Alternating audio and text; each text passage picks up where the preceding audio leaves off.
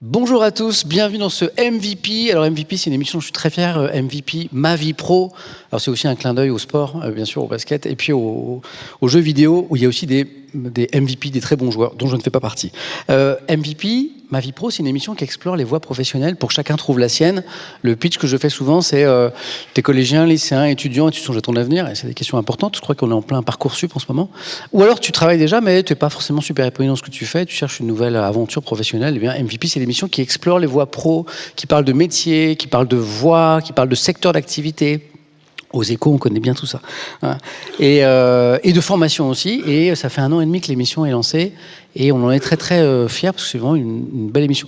Le mec est un melon comme ça. Et donc, alors, c'est un MVP un peu particulier. D'abord, on est en direct de la maison de la radio. C'est le studio 104 ici, c'est ça, hein? La classe. On a un public. Alors là... en régie, vous m'interrompez, je suis trop long, je suis très bavard, moi. Depuis que je suis sur Twitch, notamment, moi j'ai fait un virage pro dans ma carrière il y a quelques années, et puis j'ai exploré cet univers que je trouve fascinant de Twitch, mais le problème c'est que sur Twitch, il n'y a pas de limite de temps.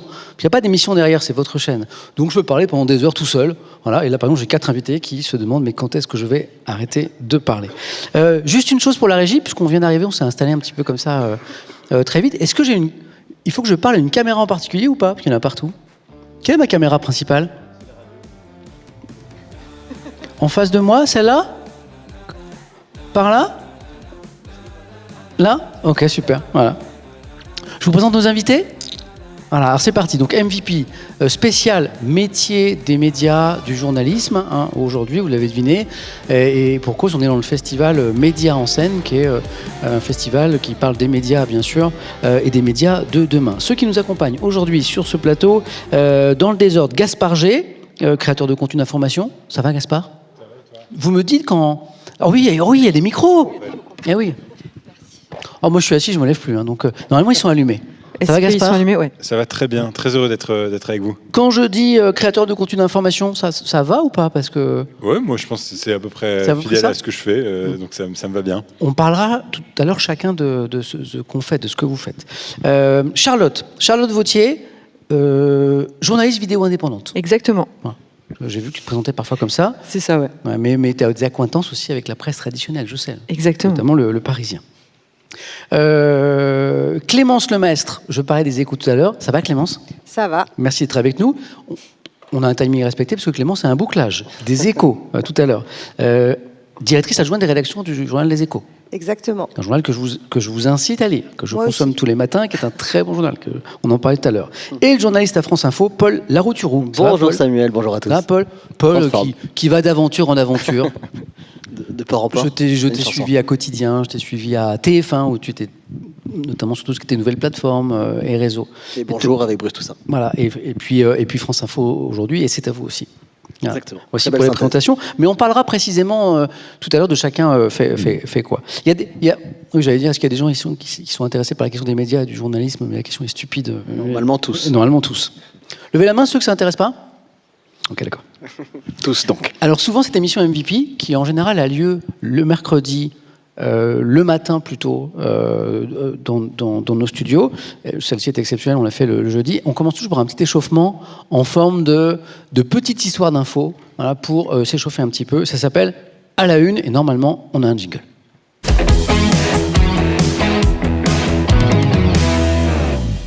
Et je dis bonjour au chat, d'ailleurs, puisqu'on est sur Twitch, voilà, que je n'ai pas salué. Excusez-moi, quand j'ai des invités, je suis un petit peu moins avec le chat. On vous salue.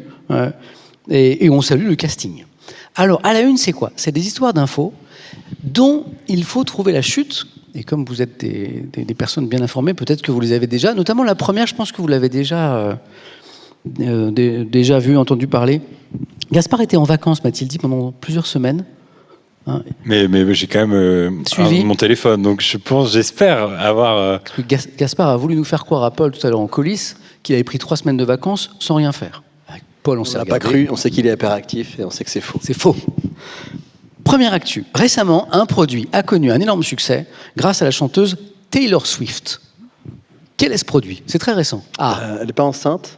Le produit n'est pas un enfant, non. Non, mais un test de grossesse. Non, c'est pas mal, mais c'est pas ça. C'est pas ça. Non. C'est pas le chocolat de Dubaï? C'est pas le chocolat de Dubaï. Donc c'est un produit qui a connu le succès. C'est le Chardonnay ou Sauvignon, non? Bonne réponse. Wow. C'est un Sancerre, mais c'est un vin. Ouais. J'ai entendu des voix dans le chat, vous l'aviez? Vous l'avez. Bravo. C'est un vin, exactement. C'est un vin français. Exactement. C'est un vin français.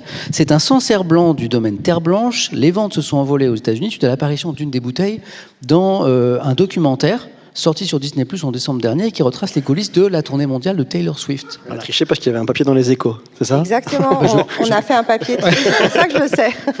Quand je dis que les Échos, c'est un bon journal, d'ailleurs je pense que c'est là que je l'ai lu aussi. Alors, vous savez, les fans de Taylor Swift ont un nom. C'est les Swifties. Swifties, exactement. Et elles suivent la chanteuse avec beaucoup de passion. Et résultat, les stocks de ce vin français, de vin de Loire, se sont épuisés en quelques jours. Et le vigneron, très heureux bien sûr de ce succès, il a avoué qu'il ne connaissait pas les chansons de Taylor Swift. Bon. Personne n'est parfait. Il a quand même invité, il s'appelle Laurent Saget, la chanteuse, à venir visiter son domaine. Ça lui fera une deuxième pub. Bravo. Deuxième petite info. À votre avis, quelle idée a eu une école suisse pour faire respecter les règles de l'établissement à ses élèves? Pour ça, je pense casser un iPad? Non, c'est pas grave, c'est pas le mien. Alors, quelle idée a eu une école suisse pour faire respecter les règles? Vous savez, arriver à l'heure, etc. Sinon, ils confisquaient les téléphones, sinon. Non, c'est plus radical que ça. Leur proposer de l'argent? On s'approche. Ah, c'est vrai? Mais c'est pas ça. Des bonnes notes? Non.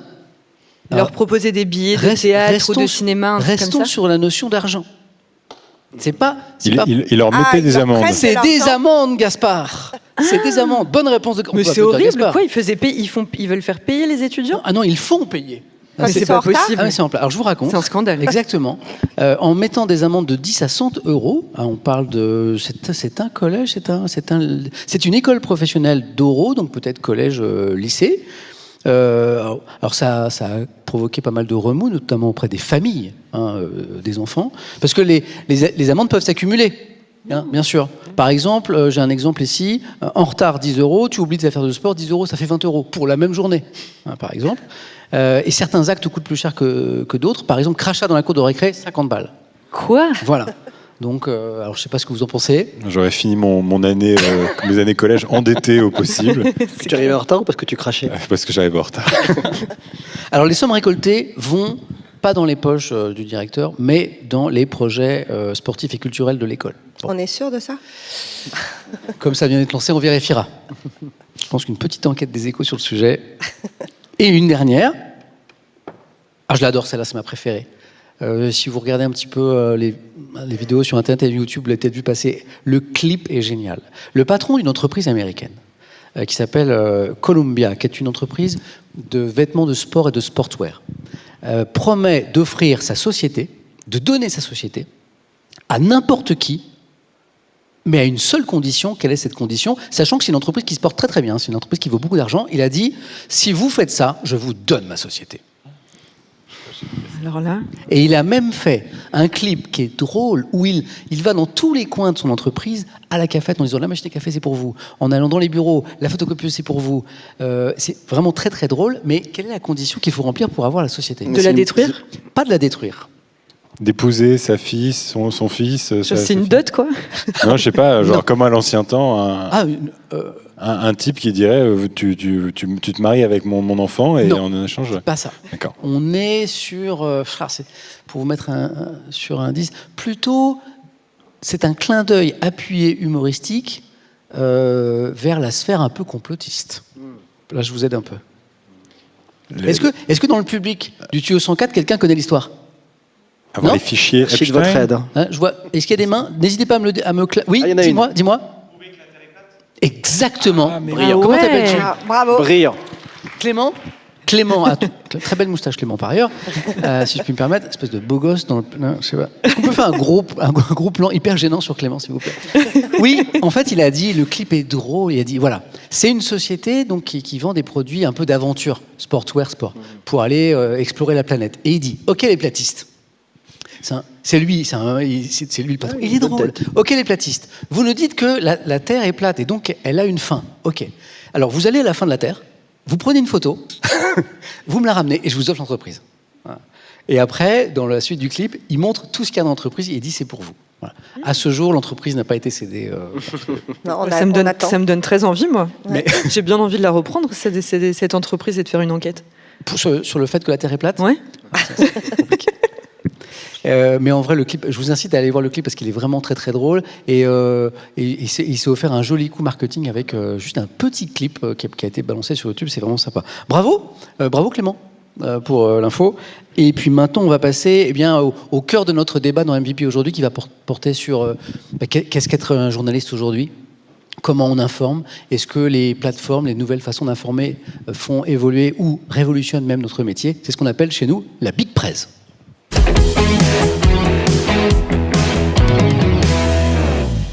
Qu'on pourrait résumer par ce titre, c'est quoi être aujourd'hui une journaliste en 2026 ? Mais avant d'aller plus loin, peut-être que chacun pourrait justement se présenter et dire ce qu'il fait. Clémence Lemestre, je disais, directrice adjointe des rédactions des Échos. Les Échos depuis toujours, depuis longtemps ? Alors, pas du tout. Enfin, si, maintenant, ça commence à faire longtemps, presque trop longtemps. Non, parce que j'ai pas mal bougé. Ça fait 10 ans que je suis aux Échos et 1 an et demi que je suis à la direction de la rédaction. Avant, j'ai fait un rapide passage chez BFM pour monter le site Internet. Okay. Avant, j'étais à 20 minutes, ce quotidien gratuit. Donc, j'ai lancé le journal papier en 2002. Ça devait être une sacrée aventure, ça. C'était super. Et puis, franchement, avoir l'occasion de lancer un quotidien de nos jours, enfin même si c'était il y a longtemps, c'est pas donné à tous les jeunes journalistes. À l'époque, j'étais jeune. Et après, au bout de 5 ans, j'ai bougé. J'en avais un peu marre de faire toujours la même chose. J'étais sur l'international et j'ai monté le site web de 20 minutes. Et alors là, c'était une époque géniale parce que contrairement à maintenant où quand les audiences augmentent un peu, on est super content. À l'époque, en fait, tout le monde découvrait un peu Internet et donc tous les mois, on doublait nos scores. Donc tous les mois, on ouvrait le champagne. Maintenant, c'est pas tous les mois qu'on ouvre le champagne. Et puis voilà, donc 20 minutes. J'ai commencé quand même dans la presse très traditionnelle au siècle dernier. Puisque j'ai commencé à France Soir, à l'époque où c'était un grand journal populaire, ce qui n'est plus vraiment le cas. Et je m'occupais de l'international, donc pour le coup, j'étais pas mal en vadrouille. Maintenant, je suis plus souvent derrière mon bureau. Et alors, une directrice de la rédaction qu'est-ce que ça fait ? C'est la patronne de la rédaction. C'est la patronne de la rédaction. Qu'est-ce que ça fait ? C'est celle qui impulse, qui tranche. Voilà, le matin, on a une conférence de rédaction où chaque chef de service dit moi, je ferais bien tel ou tel article. Et puis, il y a la direction de la rédaction et les rédacteurs en chef qui dit oui, ça c'est une bonne idée, ça non, à quelle heure tu peux le rendre, etc. Donc, on discute avec les journalistes, on choisit les articles, les angles, aussi les vidéos. On a des podcasts aussi. Après, chacun va qu'à ses occupations, si je puis dire, écrit ses articles, essaye d'avoir des infos, essaye de vérifier ses infos. Je pense que Paul pourra en parler. Et puis comme ça, c'est scandé. On publie les articles au fur et à mesure sur le site web et sur l'application. Et puis après, à la fin de la journée, avec le journal papier du lendemain matin, c'est pour ça que je ne devrais pas m'absenter. Le bouclage. Le fameux bouclage. Alors d'abord, la conférence de rédaction de 16 heures, où on regarde où on en est, aussi bien sur le numérique que sur le journal. Et c'est à ce moment-là qu'on décide, on regarde le journal, ce qu'on a mis dans le journal, ce qu'on appelle le chemin de fer. Donc le chemin de fer, c'est toutes les pages du journal qui se remplissent petit à petit d'articles. Et puis là, on décide ce qu'on va mettre sur la une du journal. Donc on dit, tel article, il est bien, on pourrait le mettre ce qu'on appelle la manchette, donc le titre principal du journal. Là, en photo, on pourrait mettre ça. Donc on discute, on n'est pas d'accord. Parfois, on est d'accord, parfois, on n'est pas d'accord. Parfois, on n'est vraiment pas d'accord. Et ça, c'est un truc que je voudrais souligner, et c'est quelque chose dont je parle souvent le matin dans ma revue de presse, parce que moi, je suis un amoureux de la presse écrite, et notamment la presse quotidienne nationale. Ça fait 5 ans que je la vends, entre guillemets, sur Twitch tous les matins avec une grande revue de presse. Et ce que j'essaie d'expliquer, c'est qu'un journal, c'est pas forcément monolithique. Et que la rédaction, c'est des hommes et des femmes qui sont, en général, qui ont plaisir à travailler ensemble dans le cadre d'un projet éditorial d'une rédaction, mais qui ne sont pas forcément d'accord sur tout. Et les conférences de rédaction, les journalistes le savent, mais je pense qu'à l'extérieur de notre microcosme, les gens ne le savent pas, ça s'engueule beaucoup. Oui, ça s'engueule. On n'est pas d'accord. Voilà, exactement. Alors ça s'engueule plus ou moins fort. Oui. Et puis après, en fonction des rédactions, c'est plus ou moins violent. Aux Échos, c'est assez soft. On n'est pas d'accord, mais on le dit avec des mots polis. On va dire ça. De temps en temps, on s'engueule, ça étonne tout le monde. Mais c'est vraiment, en fait, on n'est pas d'accord et c'est comme ça qu'on fait avancer. Oui. Il y a une ligne éditoriale. Certains peuvent dire, ah, mais ça, c'est pas dans la ligne. Si, ça, c'est dans la ligne. Et ça, il y a ça dans tous les journaux, enfin, dans tous les médias, d'ailleurs, pas forcément dans la presse écrite, mais beaucoup dans la presse écrite. Et c'est ce qui fait que le journal respecte ce qu'il est, mais aussi chacun a son mot à dire. C'est peut-être pas exactement la même chose dans des entreprises plus traditionnelles où il y a un chef et puis ça descend. Là, vraiment, n'importe quel... En plus, la conférence de rédaction des Échos, elle est ouverte à tout le monde. C'est généralement les chefs de service qui viennent. Mais si un journaliste veut venir, Exactement. Il peut venir. Il n'a pas besoin du tout de demander l'autorisation. Mais comme tout le monde donne son avis, à la fin, il faut bien trancher. Hein, sinon, il n'y a pas de journal. Et donc, je tranche. Voilà. Et je me fais plein d'ennemis. Merci pour la présentation. Paul. Alors, Salut. Paul, j'ai évoqué rapidement ton parcours parce que moi, je t'ai connu dans plein d'endroits différents. De mémoire, tu as travaillé notamment à Quotidien. Oui. Je t'ai bien connu à TF1 aussi, où tu étais notamment en charge un petit peu de tout ce qui était développement, exploration numérique, réseaux sociaux, tout ça, si je dis pas de bêtises. Ça, tu dis pas de bêtises. Il y a plein de choses. Et là, depuis la rentrée, France Info, la radio, le matin, l'interview de 8h30. Avec Agathe Lambray. Voilà. Et aussi, c'est à vous, le week-end. Vendredi, samedi en direct. Et aussi le podcast, on vient de lancer un podcast, c'est le 6e numéro, qui s'appelle Pour Info, qui est retrouvé sur YouTube et sur l'application Radio France. Podcast. Perso, podcast. Paul, ou podcast France Info? France Info. France Info. France Info. On vient de créer un studio et un format et super. On est très contents, on fait des expérimentations. Le fil rouge de ta carrière jusque-là, Paul, t'as quel âge aujourd'hui, toi? J'ai 39 ans. T'es un enfant, donc? Ouais, je suis un bébé. Merci de dire ça. Le fil rouge de ta carrière, toi, ton moteur, qu'est-ce qui te... La politique. Je suis un passionné de politique et quel que soit... avant, j'étais au Lab d'Europe 1. On avait créé un site internet. On tentait de créer, comme le font aussi habilement mes confrères, un nouveau style écrit à l'époque. Ensuite, j'ai fait 2 ans au Petit Journal, 5 ans à Quotidien, 2 ans à LCI, notamment avec Ruth Elkrief.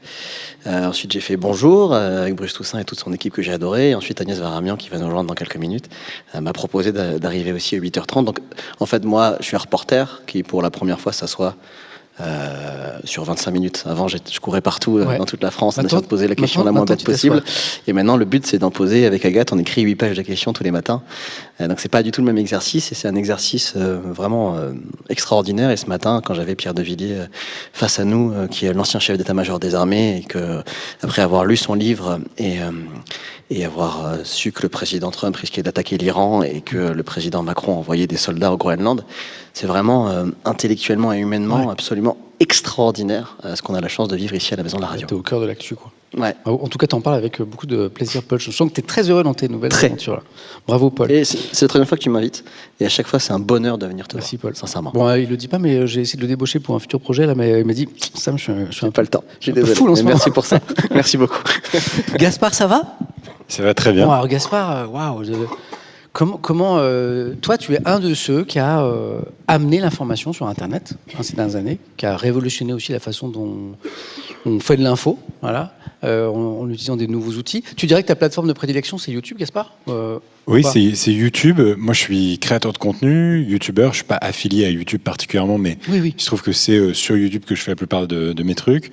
On est du coup des créateurs de contenu. Alors, il y avait, pour te dire, vraiment beaucoup d'informations déjà sur Internet, mais donc on n'est vraiment pas ceux qui avons amené l'information sur Internet. Mais par contre, on a essayé dans la lignée de ce qu'a proposé Charles Villa, Hugo Décrypte, Jean Massier, peut-être un peu plus que les autres, d'essayer d'incarner une proposition portée par un créateur ou une créatrice de contenu, avec ou pas une équipe derrière, pour pouvoir essayer d'amener des reportages, des analyses d'actualité. Toi, Sam, tu as proposé des revues de presse. C'est vraiment ce qu'on a essayé d'amener sur Internet. Donc moi, c'est la moitié de mon job, c'est que je suis créateur de contenu. Et un peu comme Paul, je trouve ce métier tellement épanouissant. Et je pense que vous allez tous me rejoindre autour de la table parce que c'est un métier qui nous fait voyager au moins intellectuellement, si ce n'est sur le terrain. Et parfois, c'est même sur le terrain. Et moi, j'ai l'occasion de faire un peu de terrain. Et pareil, je fais 2 à 3 grands reportages comme ça par an. J'étais au Canada dans des... communauté autochtone pendant 1 mois en avril dernier. J'ai eu la chance aussi d'aller en Ukraine. Je suis allé à Odessa, à Kiev. Je suis allé en Israël. Enfin, il y a eu plein de moments dans ma vie aussi professionnelle qui m'ont permis de voyager comme ça intellectuellement. Je trouve que en ça, c'est un des plus beaux métiers du monde. Et mon deuxième volet de vie professionnelle, puisqu'on est sur ma vie pro, MVP, c'est que je suis producteur et j'accompagne des créateurs et des créatrices de contenu, 25 au total, qui sont soit des gens qui sont nés sur le numérique. Donc ça peut être des TikTokers, on accompagne César Culture G, Mathilde Studygram, Mamad, qui a un média qui s'appelle The Impact Story sur Instagram. Voilà, donc ce genre de créateurs. Ou alors aussi des gens qui sont issus du monde de la télévision. Claire Chazal, je crois. Claire Chazal, Stéphane Bern. Voilà. Et on est en train de signer d'autres créateurs, d'autres vedettes de la télé qui ont envie aujourd'hui de venir s'adresser. Oui, alors il y a plein de trucs en cours, donc je m'en associais pas très loin, donc je voudrais pas trahir sa confiance. Mais, oui, ça va rester entre nous, hein. Et donc ça s'appelle Intello, c'est une société de production qu'on a créée il y a 5 ans et qui aujourd'hui est l'autre moitié de mon job. Et j'adore ça parce que je prends autant de plaisir à être devant la caméra que derrière et à essayer d'imaginer et d'accompagner des talents là-dessus. Bravo, Gaspard. Charlotte, j'ai dit journaliste vidéo indépendante. Toi, ta plateforme de prédilection, c'est plutôt YouTube également aussi. Qu'est-ce que tu proposes à ce jour sur YouTube ? Alors sur YouTube, je fais du reportage d'immersion d'une 30aine de minutes, parfois un peu plus. Et c'est vraiment cool pour ça, YouTube, de pouvoir dépasser un petit peu et choisir son format et son temps. Et oui, c'est YouTube en ce moment, c'est la majeure partie de mon travail. Mais à côté de ça, je continue de travailler aussi avec des médias traditionnels. Le Parisien, GQ, Mouvement. Parfois, c'est simplement ponctuellement pour des petites missions à droite à gauche. Et je trouve que c'est important d'avoir un petit peu le pied encore dans ces deux univers. Qui sont de plus en plus poreux, mais en fait, en étant solo, moi je suis complètement toute seule sur YouTube. C'est-à-dire tournage, écriture, montage. Montage, sauf le montage. Le montage, je suis avec une monteuse. Okay. Et sinon, pour tout le reste, je suis toute seule. Mais en fait, ce qui est bien dans une rédaction, c'est que tu as tes collègues, tu as le rédacteur en chef, on en parlait tout à l'heure, il y a des débats. Et donc là, je les ai pas, ces débats-là. J'ai pas la sécurité du média qui va te dire là, tu es sûr du mot que tu as utilisé, ça peut peut-être être pas trop juste, etc. Donc, en fait, le fait d'avoir tous les choix à faire seul, je trouve que c'est important de pouvoir continuer de travailler avec mes collègues, avec mes confrères et mes consoeurs dans d'autres rédactions. Et sinon, ça fait seulement 1 an que j'ai lancé ma chaîne sur YouTube. Et avant ça, j'ai travaillé longtemps chez Click, où je faisais des chroniques à la télé, du reportage. Et j'ai travaillé aussi 1 an ici, chez France Info, où j'ai fait un documentaire qui s'appelle Service public avec Salia Braclia et Mouloud Achour, où j'étais en fait en observation de ton poste à toi. Avant que tu arrives. C'est-à-dire que mon rôle, c'était de filmer et d'observer les journalistes de la matinale de France Info pendant la présidentielle, pour savoir comment on fabrique l'information face à tous ces politiques tous les matins, l'interview que tu fais aujourd'hui. Et là, c'est super, c'est un super documentaire. Je vois que tu connaissais le documentaire. Mais je savais pas que c'était toi derrière, donc je suis très, parce qu'on se connaît, mais je suis très surpris, j'ignorais. Et on a fait un deuxième volet pendant les législatives. Et c'est juste après où j'ai dit, bon allez, ça y est, je passe à autre chose. Et toi qui as observé de près la famille des matinaliers, tu t'es donc rendu compte que les matinaliers, ils ont un teint particulier. Ils sont. Regardez Paul. Voilà. Non, Paul est passé au maquillage. Je suis maquillé. Mais Paul, quand je l'ai vu tout à l'heure, j'ai dit t'as une bonne tête de matinalier. Merci. La tête de matinalier, comment on l'a défini ? Un teint plutôt blanc, des petites poches sous les yeux, voilà, du plaisir, de l'énergie, mais c'est des horaires particuliers, quoi. Et tu vas pas le soleil. Encore, je suis pas un vrai matinalier. Moi, je me lève qu'à 5 heures. Toi, tu l'as été longtemps, le vrai matinalier. Le vrai réveil à 2 heures, voire avant. 2 heures, c'est bien 2 heures. Je suis pas un vrai, donc déjà j'ai du mal. Donc je voudrais vraiment saluer mes collègues dans ce bâtiment et les autres qui sont des vrais matinaliers. Grand respect. C'est une vraie aventure. J'avais un ami à RMC il y a longtemps, RFI, mais qui est RMC aujourd'hui. Moi, je l'ai connu à RFI longtemps. Il était matinalier. Et je l'ai croisé des années plus tard. Il n'était plus sur une autre rédaction. Je ne l'ai pas reconnu. Parce qu'en fait, il avait bonne mine. Il avait pris un petit peu de poids. Il était voilà. Et je ne l'ai pas reconnu. Et c'est particulier. Alors j'avais une question que j'avais très envie de vous poser à tous les quatre, mais on va la poser plus loin. C'est comment vous en êtes arrivé là ? Parce que puisqu'on est dans une émission qui parle de formation aussi, est-ce que c'était une vocation ? Est-ce que vous avez voulu faire ce métier toujours ? Est-ce qu'il y a eu une école ? Mais ça, on en parlera tout à l'heure. rentrons dans cette big presse. J'ai envie de vous donner quelques chiffres sur nos métiers. 34 948 cartes de presse délivrées en 2024. Alors tout le monde ne le sait pas, mais en fait la carte de presse elle est délivrée chaque année. Tu me fais penser que je n'ai pas redemandé celle de 2026. Merci, il faut que je le fasse. Il faut. Bon, ça va, t'es encore en au tout début. C'est jusqu'en mars, c'est bon. Donc 34 948 cartes de presse, 2040 nouveaux entrants en 2024 pour cette carte de presse, 15 écoles de journalisme reconnues par la profession à ce jour, ce qui m'amène... Je crois qu'il y en a 16 depuis Oh, hier. il y en a une toute nouvelle, ouais. Hier. Hier ou avant-hier. Oui, j'ai vu ça. Il y en a une 16e, ouais, tout à fait. Les Échos, un journal bien informé, mieux que moi, c'est vrai. Est-ce qu'il faut un diplôme pour être journaliste ? Non. Pas forcément. Ça aide, je trouve. Ouais. Ça certifie, ça rassure un employeur, ça permet d'avoir du réseau. Moi, je suis très fier d'être diplômé de l'Institut français de presse, qui est une des 2 écoles publiques à Paris avec le CELSA. J'en suis très fier. Mais je pense qu'on peut être un excellent journaliste sans avoir fait d'école reconnue par la profession, parce que le reportage ou d'autres formes de journalisme ne nécessitent pas forcément. Mais par contre, il faut bien sûr avoir un socle déontologique qui s'apprend. Ça me paraît indispensable. Clémence répondait non. Moi, j'ai pas fait d'école. Ouais. Donc, non. La preuve. J'ai une maîtrise d'histoire, en fait. J'ai fait une maîtrise d'histoire. Je pense que c'est bien, alors que ce soit qu'on fasse de l'histoire, des maths, du droit, ce que vous voulez, de faire quelque chose de toutes les manières, peut-être avant de faire une école de journalisme, ne serait-ce que pour, je sais pas, apprendre à travailler, apprendre à se structurer, avoir de la culture générale. Après, je pense qu'aujourd'hui, alors c'est peut-être en train de changer justement. Je dirais qu'il y a quelques années, ne pas avoir fait d'école, c'était compliqué. Là, j'ai quand même l'impression que c'est un peu en train de changer. Okay. D'abord parce que les jeunes qui veulent être journalistes ont la possibilité, grâce à toutes les plateformes, YouTube, mais aussi les podcasts, etc., de prouver ce qu'ils savent faire sans avoir fait une école, ce qui n'était pas forcément le cas peut-être il y a 10 ans. Et donc d'aller voir éventuellement des médias dans lesquels ils veulent travailler en disant regardez, je sais déjà faire ça. Et ça, vous l'avez vu, par exemple Ça peut arriver, mais typiquement... Alors après, c'est parce qu'aussi, on a besoin de personnes qui connaissent vraiment bien, par exemple, l'économie. Mais aux Échos, on embauche des jeunes qui ont fait une école de commerce et qui n'ont pas fait d'école de journalisme. Mais tout d'un coup, ils se disent « Ah ben non, en fait, je ne veux pas faire comme mes autres potes et gagner plein d'argent dans une banque. J'ai envie d'être pauvre et d'être journaliste. » Et donc, ils viennent nous voir, on leur dit « Pas de problème, bien. » Mais c'est vrai on peut avoir du problème aux Échos à avoir des journalistes qui savent que 1 + 1, ça fait 2. Parce que c'est vrai que dans les écoles de journalisme, c'est souvent des filières littéraires. C'est souvent des gens qui ont fait lettres ou histoire et qui sont vraiment nuls en maths et en éco. Et aux Échos, il y a toute une partie de nos articles qui traitent d'économie, de business, de la vie des affaires et des entreprises. Donc, il faut quand même avoir quelques petites notions et pas être totalement fâché avec les maths. Une bonne règle de 3 et c'est bon. Hein. Voilà. Alors, j'ai entendu des rires sur des gens qui ont préféré devenir journalistes et donc pauvres. Alors, le salaire médian du journaliste en France, c'est un chiffre que vous pouvez trouver sur Internet.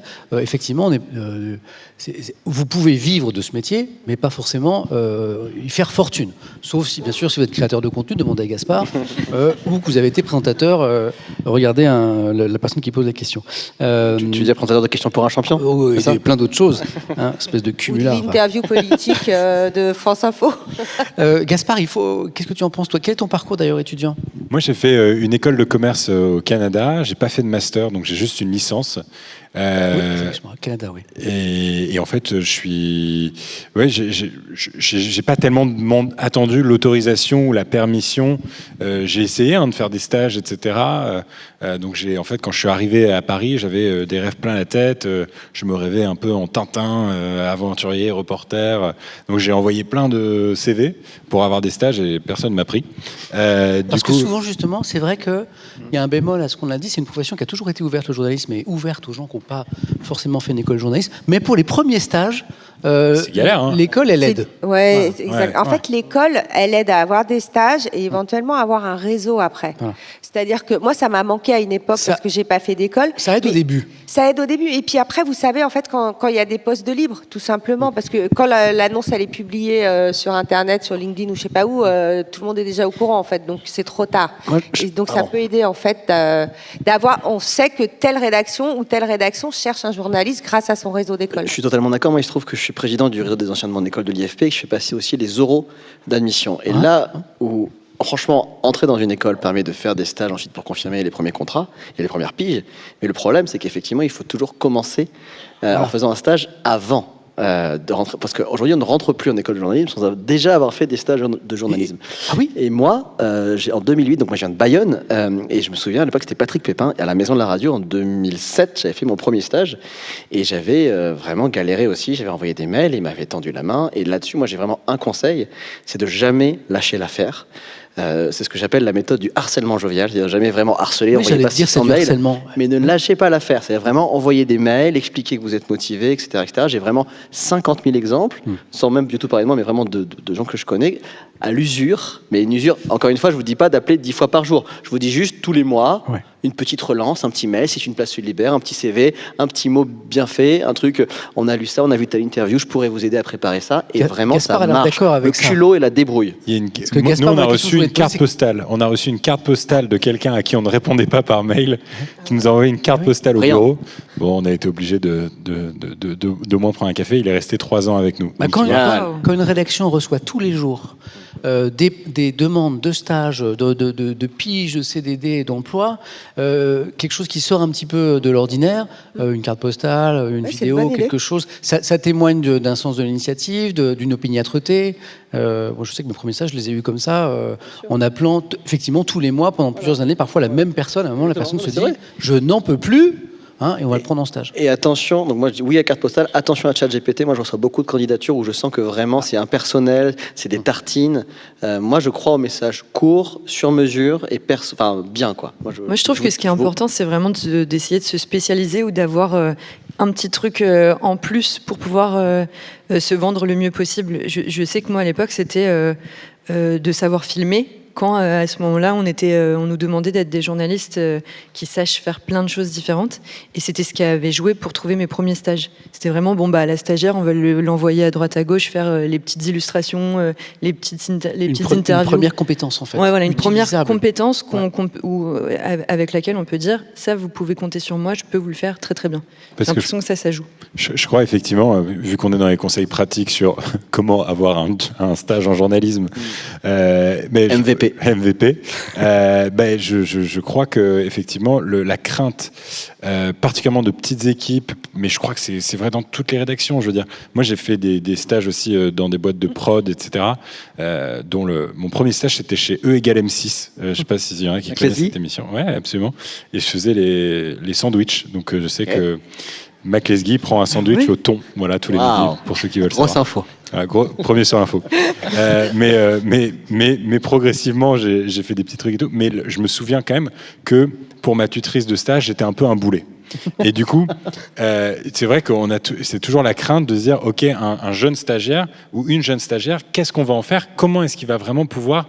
Alors effectivement, c'est quelqu'un qui est en apprentissage, donc on n'attend pas d'un stagiaire qui remplace un CDI ou que sais-je, mais comment est-ce qu'il peut mettre en valeur des compétences dans sa candidature pour pouvoir être... Et en vrai de vrai, pour les jeunes qui nous regardent, aujourd'hui, un truc que recherchent les médias traditionnels ou même numériques, etc., c'est la grammaire, l'écriture, réseaux sociaux, qui est un atout, un avantage compétitif générationnel que les jeunes vont avoir aujourd'hui en sortie d'école, que même moi, à 28 ans, je me sens largué par moments sur TikTok. Donc, en fait... C'est Gaspard G sans larguer. Non, mais je te jure, sur TikTok, etc., moi, c'est des apprentissages, c'est une grammaire que je parle pas, quoi. C'est la grammaire de mon petit frère, etc.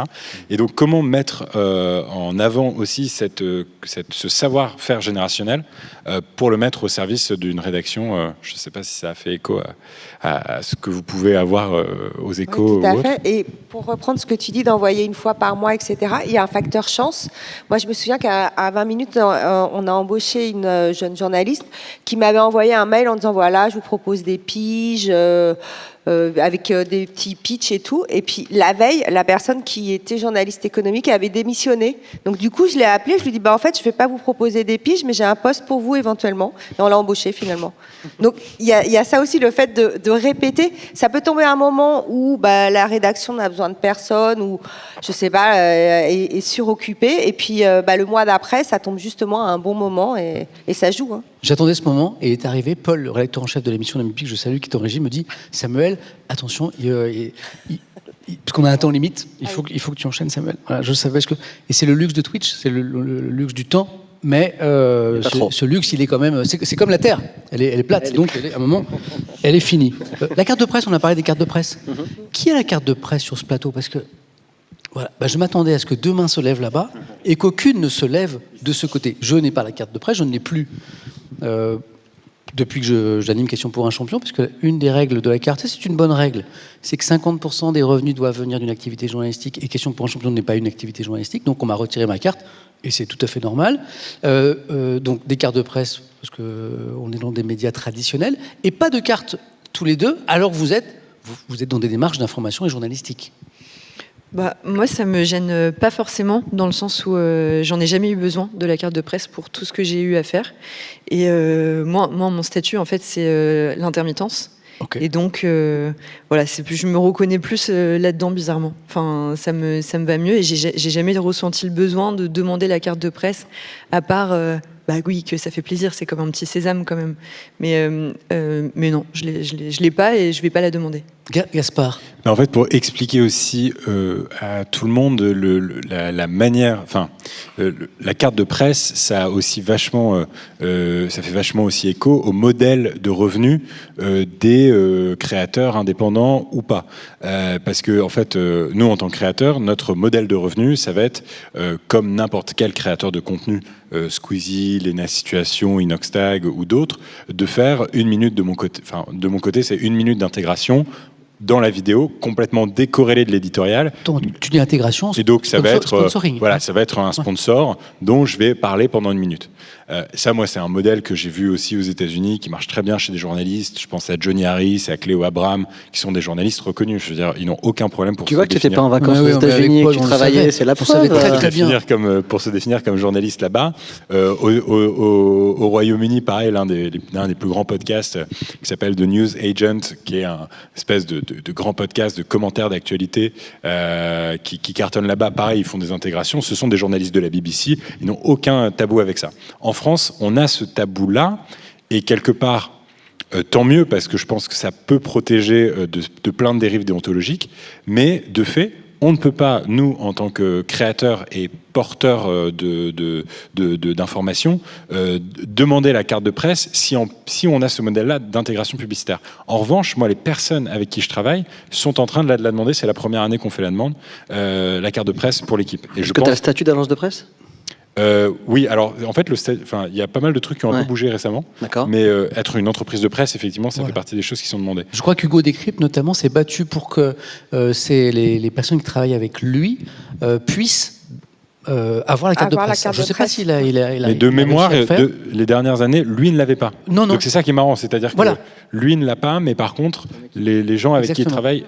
Et en fait, je veux dire, ça a complètement du sens, selon moi, parce que les gens qui travaillent pour ma rédaction sont des gens qui ont travaillé pour d'autres grandes rédactions hier, ont eu la carte de presse à un moment donné, et d'ailleurs, pour peu que sur une année, en fait, ils ont travaillé le début de l'année pour un média et les 6 derniers mois pour un autre, qui est un média numérique qui n'est pas éligible à la carte de presse, ils ont quand même la carte de presse jusqu'à ce qu'on ne leur renouvelle pas l'année d'après, puisqu'ils ont désormais un salaire, un CDI dans une entreprise dite d'un créateur de contenu. Ça tient aussi au modèle économique. Venons-en à comment on fait l'info aujourd'hui et comment on la consomme. Encore quelques chiffres. La consommation quotidienne des Français, c'est d'infos, 66% avec la télé, 51% avec la radio. On arrive à plus de 100% parce qu'évidemment, on peut consommer plusieurs médias. 47% sur les réseaux sociaux, 34% avec les journaux, papier ou site de ces journaux, 26% avec les plateformes de vidéo, YouTube, Twitch, etc. La source, c'est l'Arcom.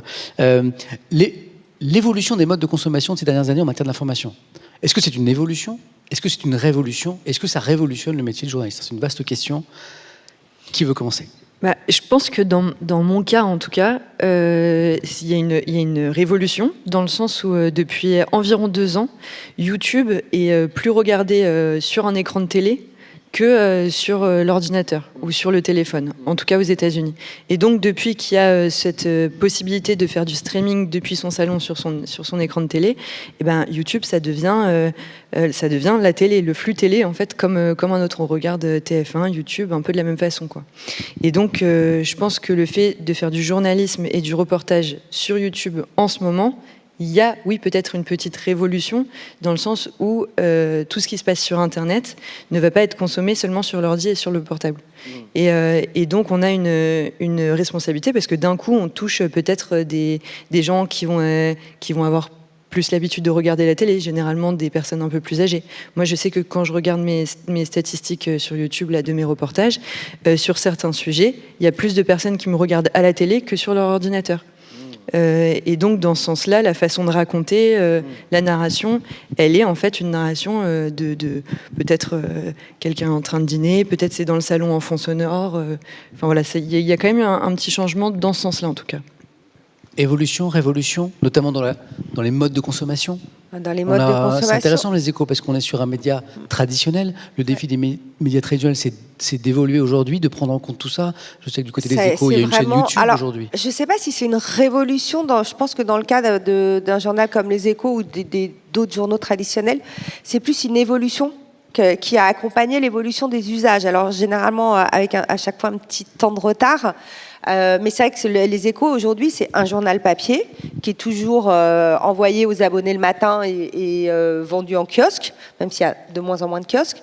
C'est un site internet qui est actualisé. En gros, la rédaction des échos, elle travaille de 6h du matin à 23h. Et puis parfois, on a des correspondants à l'étranger. Donc parfois, ils peuvent envoyer un article dans la nuit, par exemple aux États-Unis ou au Japon. Donc il y a le site internet, il y a l'application mobile. Et sur l'application mobile, c'est là où justement on change. Sur l'application mobile, depuis 1 an, on a un nouveau programme qui s'appelle La Sélection, qui est de 18h à 20h en semaine, et le samedi matin, le dimanche matin et le dimanche soir.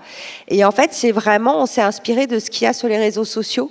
C'est-à-dire que c'est des grandes, on appelle ça des cards, mais c'est vraiment la photo prend toute la taille de l'écran et le titre est sur la photo. Donc c'est vraiment ce qu'on voit sur les réseaux et ce qui est très différent de ce qu'on peut voir dans un journal papier ou même un site numérique classique. Et puis après, il y a tout ce qu'on poste sur les réseaux sociaux, beaucoup sur Insta, beaucoup sur LinkedIn parce que les échos, ça reste un journal de business, d'entreprise. Et puis on a développé depuis 1 an et demi, on a fait un énorme travail sur la vidéo. On a une super équipe vidéo qui fait vraiment maintenant, alors quelques formats courts, mais des formats entre 10 et 15 minutes, où c'est vraiment avec les codes de YouTube, en tout cas j'espère, mais j'ai l'impression, ça marche très bien. Et puis on a des podcasts aussi. Et si je reprends, moi je suis arrivée aux échos il y a 10 ans. Il y a 10 ans, il y avait vaguement de la vidéo, mais c'était un peu balbutiant. Il n'y avait pas de podcast. Le podcast, on l'a lancé en 2020, juste avant le Covid. C'était pas fait exprès. Et donc tout ça a changé. Et pour les journalistes des échos, c'est un énorme changement en fait. Et oui, parce que c'est la question qui... Ils savent écrire, on leur a demandé, donc ils écrivent, les journalistes des échos. Maintenant, on leur demande parfois de passer en vidéo. Alors il y en a plein qui disent moi devant une caméra, mais jamais. Et puis il y en a d'autres, au contraire, on les trouve géniaux. Et puis c'est pareil, le podcast, on avait de la chance en interne, on avait un journaliste du service marché qui avant était chez Europe 1. Donc on lui a dit ah bah tiens, on cherche quelqu'un pour le podcast et puis il le fait, il le présente depuis à peu près 5 ans maintenant, la story tous les jours, donc sacré boulot de sa part. Et puis il a fait venir les journalistes de la rédaction, puisque le principe c'est qu'on explique un sujet du jour et avec ou des experts extérieurs, mais beaucoup les experts de la rédaction, parce que les journalistes des échos c'est des super experts en fait. Donc il y en a plein au début. Moi je me souviens le premier que je suis allée voir en lui disant c'est notre spécialiste de l'aérien. Je dis Bruno, on va faire un podcast, est-ce que tu voudrais nous parler d'Airbus? Il me regarde, il fait non mais ça va pas, non. Je lui dis écoute, vraiment t'as plein d'histoires à raconter et tout. Puis finalement il a accepté. Donc je lui envoie un message, vraiment Bruno, merci beaucoup, c'est super sympa. Et c'était mignon parce qu'il m'a répondu, non mais merci à toi de lancer des nouvelles choses. Et en fait, donc ils ont peur, ce qui est normal quand on ne sait pas faire quelque chose, souvent on a la trouille. Et en même temps, après, ils sont contents et fiers que leur journal se modifie en fait. Parce que si la presse traditionnelle se modifie pas, enfin on va mettre la clé sous la porte. En fait, il n'y a plus de kiosque, on peut plus vendre les journaux en kiosque en papier. on a encore des abonnés, mais franchement, les ventes en kiosque, c'est pas énorme parce qu'il n'y a plus de kiosques, en fait. Donc, si on bouge pas sur le numérique, les réseaux sociaux, YouTube, etc., je pense qu'on disparaîtra et ce serait dommage quand même. Toi, ces dernières années, tu as été un peu au cœur de ça parce que tu as parfois bossé dans des médias dits traditionnels pour essayer mais qui justement étaient dans cette recherche de nouveaux formats, nouveaux supports, évolution. À l'époque, j'ai présenté le 11-12 de LCI et avec Thierry Tuilier, on s'est rendu compte exactement de l'étude dont tu parles, de mémoire qu'une étude Reuters il y a 2 ans où les gens désormais s'informent beaucoup plus dans leur téléphone que dans la télé. Ça venait des États-Unis, c'est arrivé en France. Et donc ça doit nous dire énormément de choses. Et comme ta question est un continent, je vais essayer de répondre court, mais il y a plusieurs choses. Il y a à la fois l'incarnation, vous incarnez tellement bien, l'irruption de l'image qui arrive aux Échos, il y a besoin de produire des images, et il y a aussi l'hybridation. Le 8h30 de France Info, par exemple, c'est avant tout des gens qui nous font l'honneur de nous écouter tous les matins uniquement à la radio, mais c'est aussi sur le canal 7 des gens qui nous regardent à la télé. Donc on fait de la télé, on produit de la télé, et on a inventé avec Agathe Lambray ce qu'on appelle la question qui, c'est-à-dire qu'au bout de 25 minutes de longue interview, il y a un format qui est pensé pour être vertical. Là, ce matin, on avait le général de Villiers qu'on a interrogé sur ce qu'il aurait fait s'il avait 20 ans. Hier, on avait Sébastien Chenu qu'on a interrogé sur le livre de Sarkozy. C'est un format qui est pensé à la fin comme la vitrine sur Insta, sur TikTok de notre matinale, ce qui fait venir un nouveau public. Et je crois que cette hybridation, elle est dans tous nos médias et elle est très importante et les gens vraiment s'informent énormément de façon verticale. Et dernier point, moi, qui me fait un peu flipper, c'est je regarde avec grande attention ce qu'on appelle le taux de rétention, c'est-à-dire le taux d'attention des gens. C'est terrifiant parce que des fois j'ai produit des reportages 1 minute 10 où vraiment je comprimais déjà à l'extrême. Moi aussi je filme et je monte moi-même et vraiment les gens en général ils regardent vraiment les 10 premières secondes et après ils décrochent. Vraiment, et on le fait tous, hein. Je me mets, ils scrollent, et le but c'est que dans le hook, parce que les 4 premières secondes, on arrête, que les gens scrollent, et donc ça je trouve ça assez terrifiant, et c'est pour ça que je pense que la réponse, outre d'écouter la radio, de lire les journaux, c'est aussi YouTube. Toi tu fais des formats longs, et c'est du journalisme, et on apprend ni le blanc ni le noir, on apprend le gris. Il y a une énorme demande. Gaspard, à vous écouter tous, représentants des médias traditionnels et nouveaux acteurs de l'information, j'ai l'impression que comme tout est en train de s'hybrider, finalement, Gaspard, est-ce que tout va pas se réunir avec des médias traditionnels qui vont être désormais sur tous les supports et puis des créateurs de contenu en matière d'information qui vont se professionnaliser avec des produits de plus en plus aboutis? Si, je crois effectivement. Je questionne juste j'allais questionner le fait que, alors oui, il y a une économie de l'attention de plus en plus. Bruno Patino en parle très bien, La civilisation du poisson rouge. C'est vrai. Le président d'Arte qui a écrit un super livre qui apparemment d'ailleurs va sortir en BD. Bref, je m'arrête là sur la promo de Bruno Patino. Mais est-ce que c'est pas parce qu'aussi tu as les stats?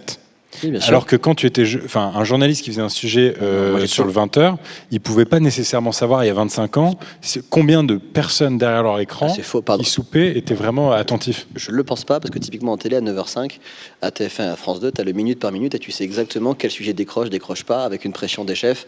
Et en télé, tu as depuis des années une pression colossale, alors qu'en radio, comme c'est trimestriel, la pression est différente. Moi, sur ce point, je ne le pense pas. Je suis assez d'accord. Enfin, je vois ce que tu veux dire, Gaspard, parce que pareil, quand tu parlais de l'attention en vertical, en fait, pour moi, c'est plus en termes de médias, comment tu consommes. Et il faut partir en fait du principe que le vertical, TikTok, Instagram, de toute façon, ce sera la façon dont c'est consommé.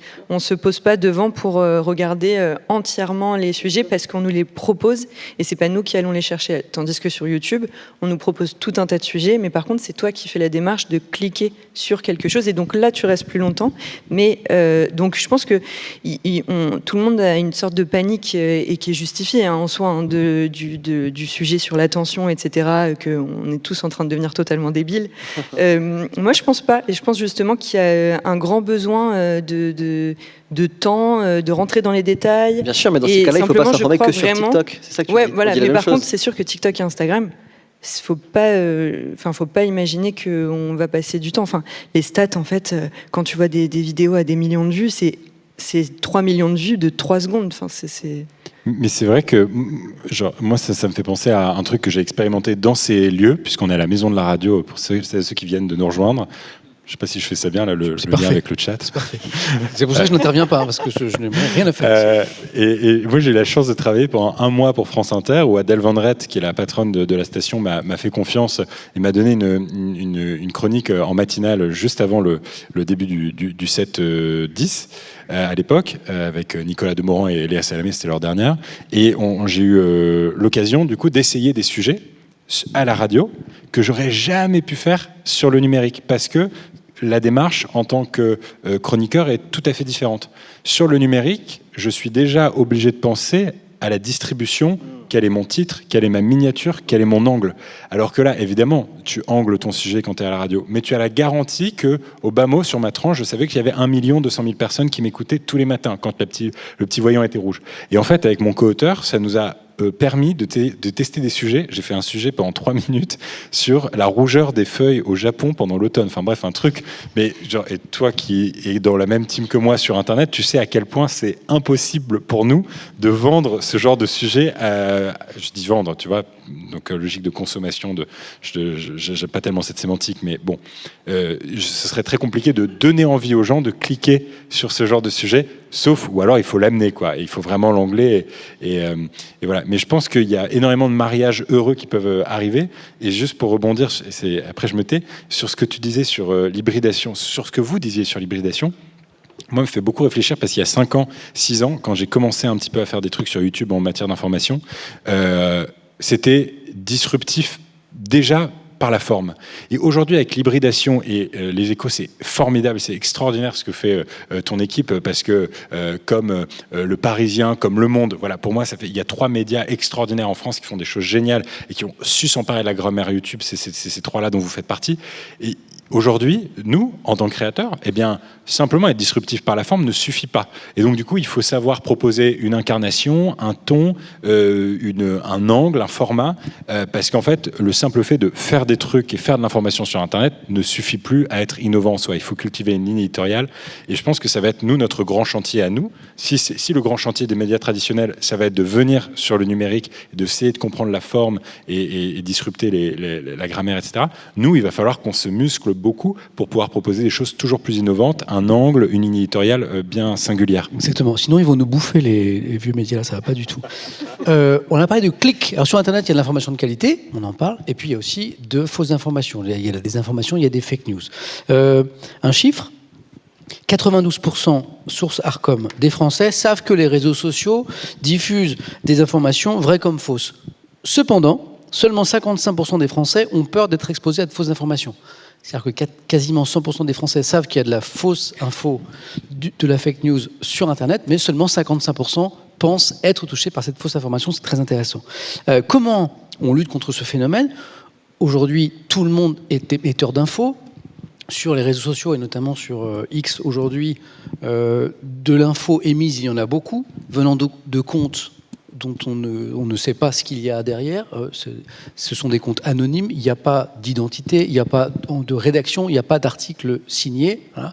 Et certains publics considèrent que cette information, que cet avis, cette opinion, cette analyse est une information, et parfois a du mal à trier. Comment on lutte quand on est acteur de l'information, que ce soit sur les plateformes ou en rédaction, comment on lutte contre ce phénomène et comment on répond aux Français qui vous disent dans la rue, par exemple, « Ah, mais hier, j'ai vu sur Internet que... » et il vous sort une énormité. Ben, faut jamais Est-ce que c'est un combat qu'on peut gagner même ? Bah oui, sinon on s'en va tous, on ferme la maison de la radio. Non, mais c'est vrai. Non, mais c'est compliqué, mais c'est... quand la vérité devient... pour certains du militantisme, quand les faits deviennent du militantisme, c'est très très compliqué. Donc nous, notre boulot, encore une fois, c'est juste de... Moi, je suis reporter.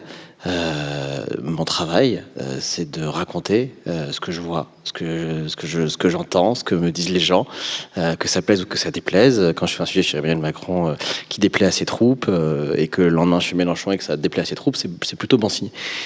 Sur le fait de répondre, en fait, on répond juste par notre métier. C'est-à-dire que là, je parlais du reportage, hein, par exemple, c'est facile parce que c'est sous nos yeux. Mais sinon, il y a vraiment des règles toutes bêtes, mais basiques. Toujours la plus grande transparence. Toi, comme tu le fais à chaque fois, tu cites ta source. D'ailleurs, tu as cité l'Arcom, on sait d'où ça vient, on peut le vérifier. Moi, je découvre, donc je viens d'arriver à la Maison de la Radio, donc je suis très humble et je ne vais pas du tout donner des leçons, donc je découvre leur façon de travailler ici. Et notamment, il y a un truc qui est absolument merveilleux qui s'appelle l'Agence Radio France. C'est une agence maison. Vous connaissez l'Agence France Presse qui fait des dépêches pour tous les médias. Et il y a l'Agence Radio France ici qui est absolument merveilleuse. Ce matin, par exemple, c'était combien on donne de morts en Iran. Voilà. Comment on fait, sachant qu'Internet est coupé depuis une semaine. Voilà. Comment on fait. Et donc, c'était hyper intéressant de dire on va privilégier telle ONG suédoise qui dit ça. Il y a telle avocate qui dit qu'il y a le plus de morts depuis 1979. Est-ce que c'est vrai? Est-ce que c'est faux? Etc. Et donc, je pense que c'est sourcer, vérifier, douter, débattre. Enfin, vraiment, c'est vieux comme le journalisme, quoi. C'est même vieux comme le monde. Et je pense aussi, ce que j'ai découvert aussi, c'est qu'il ne faut pas lâcher l'affaire face aux trolls qui disent du mal. Moi, je me fais défoncer un jour sur deux sur les réseaux de gens qui m'aiment pas. Ok. Donc, un jour sur deux, c'est bien déjà. C'est pas mal. Non, mais il ne faut pas lâcher l'affaire. Et je trouve, tu disais, et c'est hyper intéressant quand tu dis que tu n'aimes pas le vocabulaire de vendre, le côté mercantiliste, le côté tu peux pas faire ce que tu veux parce que tu anticipes ce que va dire ton public. Et je crois que le tort des générations un peu plus jeunes que la mienne, c'est de se dire on va pas faire ça parce que on va se prendre un shitstorm. Exemple, dans le podcast de Pour Info qui sera mis en ligne à 18h, on a Philippe Charlier qui est un historien absolument fabuleux, d'accord, qui a eu dans les mains le cœur de Louis XIV, qui a reconstitué la voix d'Henri IV.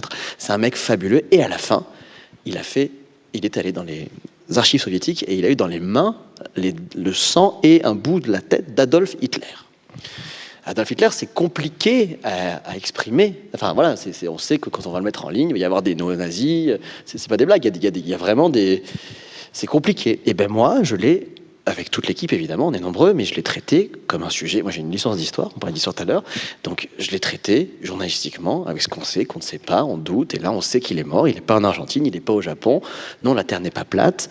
Non, Adolf Hitler n'est pas parti au Japon, en Argentine. Il est décédé. Cet historien explique pourquoi. Et donc, notre travail, c'est de partager en toute transparence ce qu'on sait et de faire confiance, malgré les trolls, malgré les rageux, qui sont nombreux, qui peuvent nous attaquer. Parfois, c'est désagréable.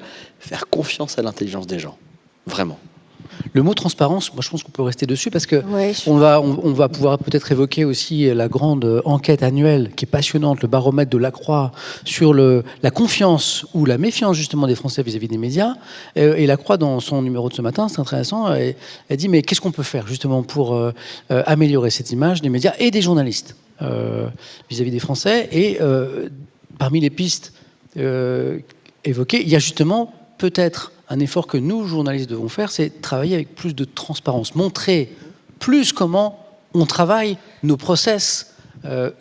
Oui, montrer comment on travaille, être plus transparent de plusieurs manières. Déjà, pour reprendre ce que tu dis, dans la façon de travailler, effectivement, aux Échos, on ne publie jamais une information si on n'a pas au minimum deux sources différentes qui disent la même chose, en fait.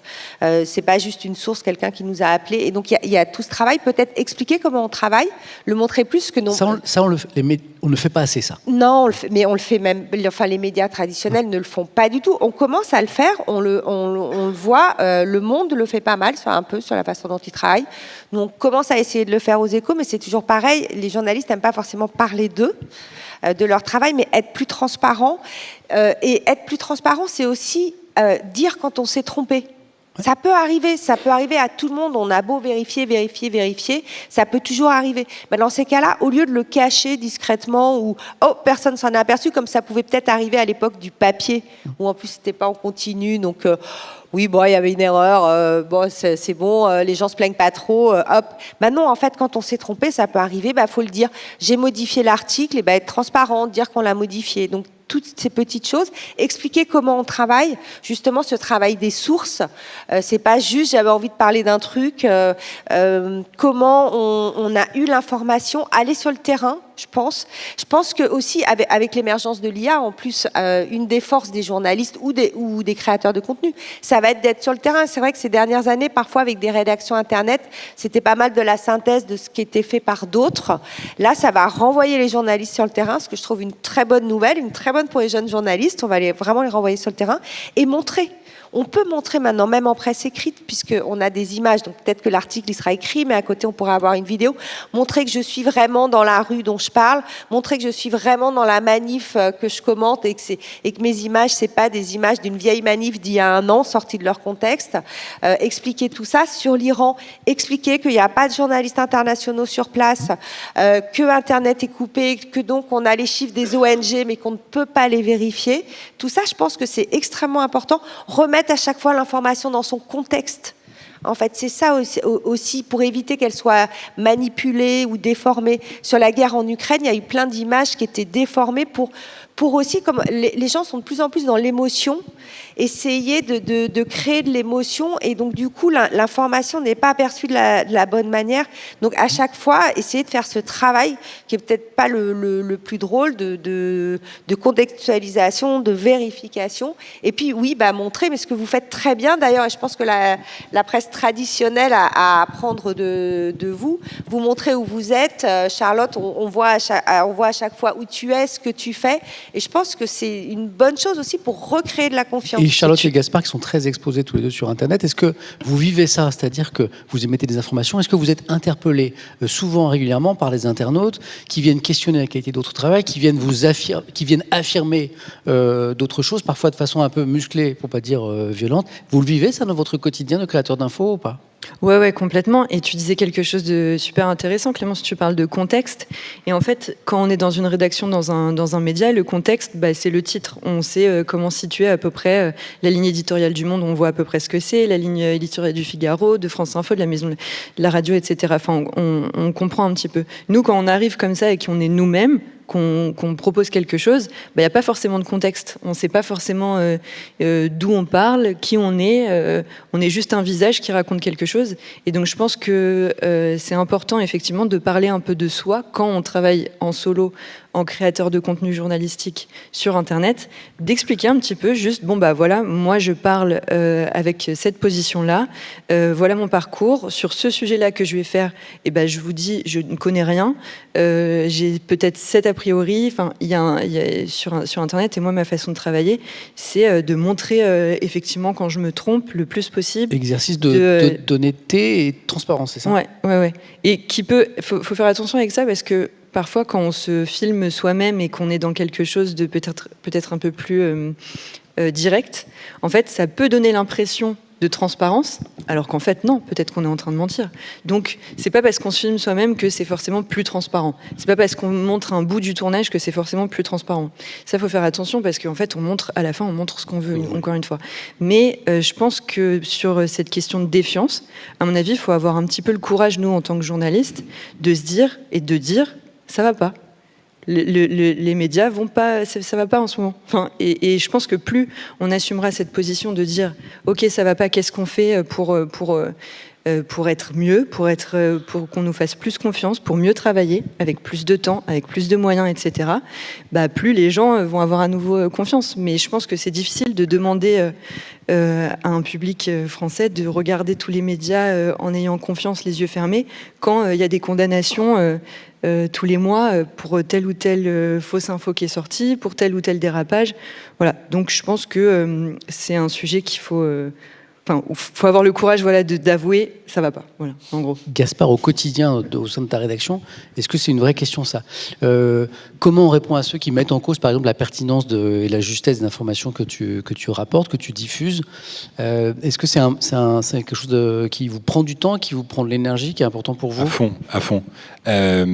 Bon, moi je travaille on est 9 salariés du coup sur l'activité Gaspard G, et on travaille avec une 40aine de personnes, soit des journalistes en pige, soit des monteurs qui sont plutôt freelance aujourd'hui dans notre écosystème, soit des cadreurs, étalonneurs et tous les métiers techniques qui peuvent exister autour de notre activité, de créateurs de contenu vidéo. Donc une partie de cette équipe-là, la moitié, sont des journalistes, sont des personnes qui ont travaillé en rédaction dans le passé ou qui ont à cœur justement ce travail quasiment universitaire en fait de documentation. Aujourd'hui, nous, par exemple, un truc qu'on fait, je pense à deux choses. La première, c'est une reconnaissance de biais que j'essaye de faire sur des sujets un peu touchy. Alors c'est jamais, en fait, quasiment comme dans un travail universitaire. Enfin, voilà, d'où je parle. Voilà, mon travail n'est pas sans biais. L'autre jour, j'étais à une soutenance de thèse d'un de mes amis qui est doctorant, qui est maintenant docteur, du coup, bravo à lui, et qui, du coup, pendant 30 secondes, 45 secondes, fait une reconnaissance de biais en expliquant, voilà, mon travail peut être biaisé sur ça. En fait, j'essaye de faire, de manière beaucoup moins formelle, mais un petit peu ce truc-là. Quand je parle de la vérité, j'ai fait une grande histoire, une grande vidéo sur l'histoire du féminisme où on remonte de ce qu'on appelait les suffragettes jusqu'à Judith Butler aujourd'hui et aujourd'hui même les mouvements Nous Toutes, etc. Bon, j'explique au départ que je vais couvrir qu'une portion du courant féministe avec une documentation et probablement un regard un peu libéral parce que c'est des choses qui ont été éditées dans les grandes maisons d'édition, etc., etc. Ça fait partie des genres de choses qu'on fait. Une autre chose qu'on fait aussi, c'est qu'on met un petit document source. Voilà, bah là on me voit faire le truc, tu vois, typiquement. Ah, c'est toi ça. Voilà. Et puis donc là c'est un petit disclaimer. Bon, je fais pas comme ça. Là c'était très formel. Mais un autre truc qu'on fait, c'est un petit document source aussi, qu'on met en description, c'est l'intégralité des scripts. Et ça, on l'a fait on le fait depuis 1 an et demi. On mettait comme chacun, depuis 5 ans, les sources et les liens hypertextes que les gens pouvaient cliquer. Mais maintenant, on décide de faire, et ça c'est très inspiré d'un journaliste américain qui s'appelle Johnny Harris, qui a fait des Google Docs où il met l'intégralité de son script, time-codé. Donc en gros, vous avez le timecode, donc c'est marqué à 0,31. Bah, là, typiquement... Ils sont forts en régie. Vous avez vu la qualité de la régie. Là, c'est juste avant qu'on le fasse. Si vous arrivez en régie à mettre les derniers, ils sont beaucoup plus détaillés. Page 30. Mais donc typiquement sur ce truc-là. Et donc c'est les sources. Donc là, vous allez avoir des timecodes avec à chaque fois des sources qui sont issues de médias de gauche, de droite, des médias internationaux, nationaux. Parce qu'en fait, on a le sentiment parfois, et on dit parfois à tort que les jeunes sur Internet, ils sont plus, ils vont consommer des trucs un peu rapides, faciles, un peu passifs. Voilà. Donc ça, c'est typiquement nos doc sources. Ça nous prend un temps pas possible à faire. Donc là, c'est sur l'armée d'influenceurs de Donald Trump. Donc c'est une vidéo que j'ai faite. Donc là, vous voyez, il y a le texte. Donc là, je peux vous la faire en direct. Le mouvement QAnon est une mouvement. Et avec les sources à chaque fois. Et à chaque fois, il y a la source de comment est-ce qu'on a trouvé cette information. Et ce travail-là, en fait, ça nous prend vachement de temps. Je ne sais pas s'il y a des étudiants dans la salle ou qui nous écoutent dans le chat, mais moi, un truc qui me tétanisait, c'était le moment de la bibliographie, quand il fallait faire un travail d'essai, etc., parce que tu sais que tu vas y prendre la nuit, c'est trop chiant, il y a des manières de faire et tout. Bon, bah là, typiquement, il y a une personne de mon équipe, Chloé, pour la citer, qui est coordinatrice éditoriale, et son job, c'est à la fois de coordonner les journalistes et à la fois de s'assurer que il y a une grande partie des sources, donc ça lui prend bien la moitié de son temps de justement faire transparence sur notre méthode. Mais je pense que c'est une des manières qui fait qu'on nous emmerde un peu moins qu'avant dans les commentaires, et aujourd'hui des gens de droite, d'extrême droite, de gauche, d'extrême gauche, du centre ou qui pensent pas grand-chose peuvent venir sur la chaîne et se dire bon écoutez, ce type fait un travail à peu près objectif. Gaspard parlait du chat à l'instant, que je salue, parce que quand je suis avec des invités, je suis moins avec le chat.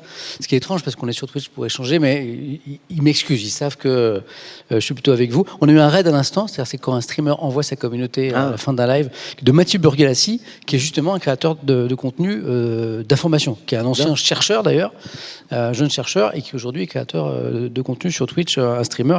Mathieu, merci beaucoup pour ton raid.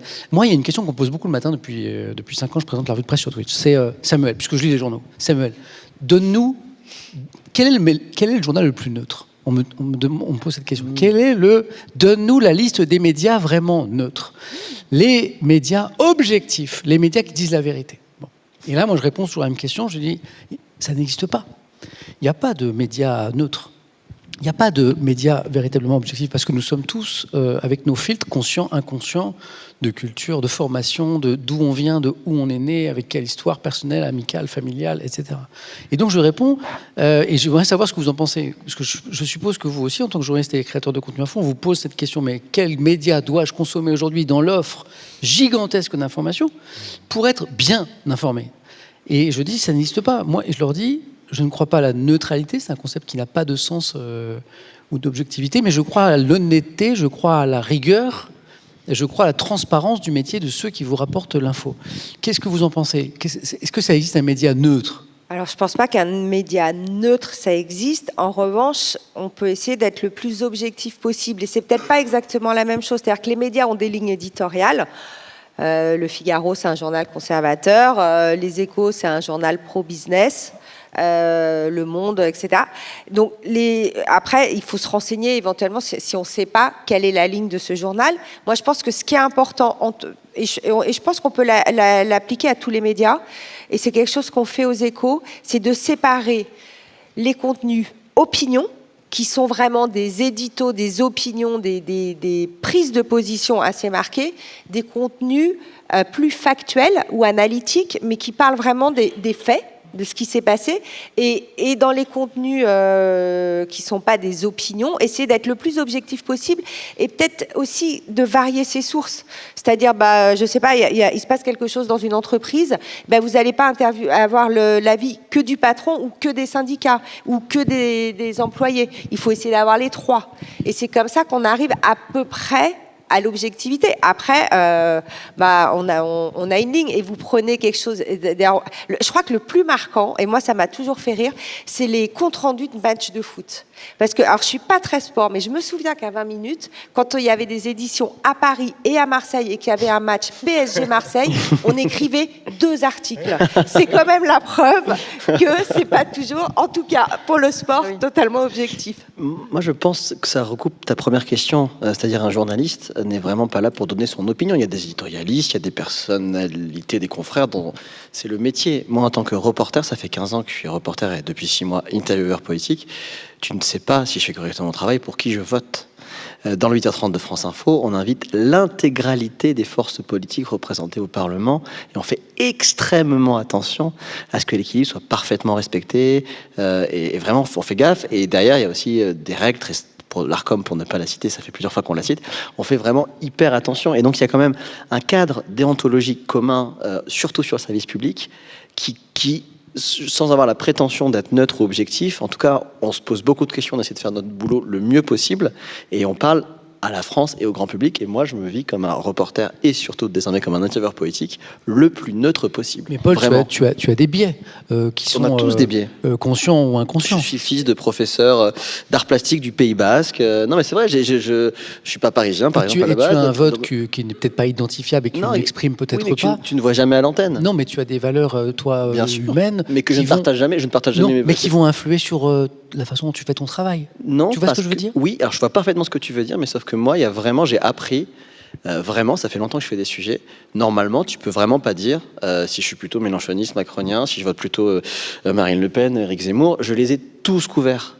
Normalement, pareil, en leur posant des questions qui leur plaisent pas. C'est notre métier, quoi, normalement.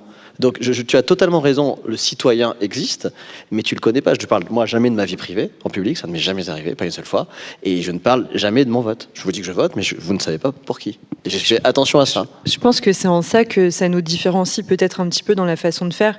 J'ai l'impression que Gaspard et moi, dans notre méthodologie, dans notre façon de montrer ce qu'on fait, on essaie au contraire d'être un petit peu, d'être un peu plus identifiable dans qui on est. Quand tu parlais de biais, quand on parle de journalisme situé, peut-être que dans ce sens-là, il y a une petite différence encore entre les médias traditionnels et vraiment créateurs de contenu journalistique, dans le sens où nous, c'est notre contexte de parler de nous et de se situer un peu plus, quoi. Et à la fois des éditorialistes, j'adhère à ce que tu dis, Charlotte, mais en même temps des éditorialistes, il y en a toujours eu aussi dans la presse écrite. Je veux dire, si tu regardes les éditos de Libé, tu sais très bien où ils pensent et d'où ils parlent. Et moi, le seul truc et je trouve ça hyper intéressant que Paul, tu sois là, parce que effectivement, tu travailles pour le service public, tu travailles pour France Info.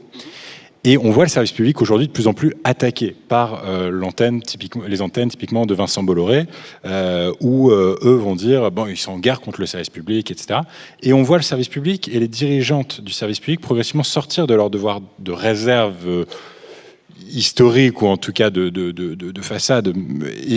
Et moi, je trouve ça intéressant parce que moi, la neutralité sur certains points me pose question, et moi j'ai tellement longtemps défendu cette logique d'objectivité, de neutralité à tout prix, etc. depuis 5 ans, et progressivement je réalise qu'on arrive dans un monde quand même avec des réalités alternatives, avec des types et des personnes qui ont des discours qui sont objectivement racistes, des discours qui sont objectivement antisémites, homophobes, des escrocs, etc. Et j'ai de plus en plus de mal, moi, personnellement, en tant que citoyen, mais aussi en tant que professionnel, à garder un œil neutre sur mon éditorial, parce que, en fait, j'ai du mal à ce qu'on mette certaines opinions sur le même degré, tu vois ce que je veux dire ? Et je pose la question, je ne sais pas, est-ce que quelque part, même aujourd'hui, défendre les faits comme l'OMS, défendre les traités internationaux, enfin citer le droit, ce genre de choses, ou citer la science, aujourd'hui est quasiment devenu une posture pour des Trumpistes ou des militants de l'alt-right, est quasiment devenu une posture militante où tu vas adhérer à des thèses mondialistes, comme eux diraient.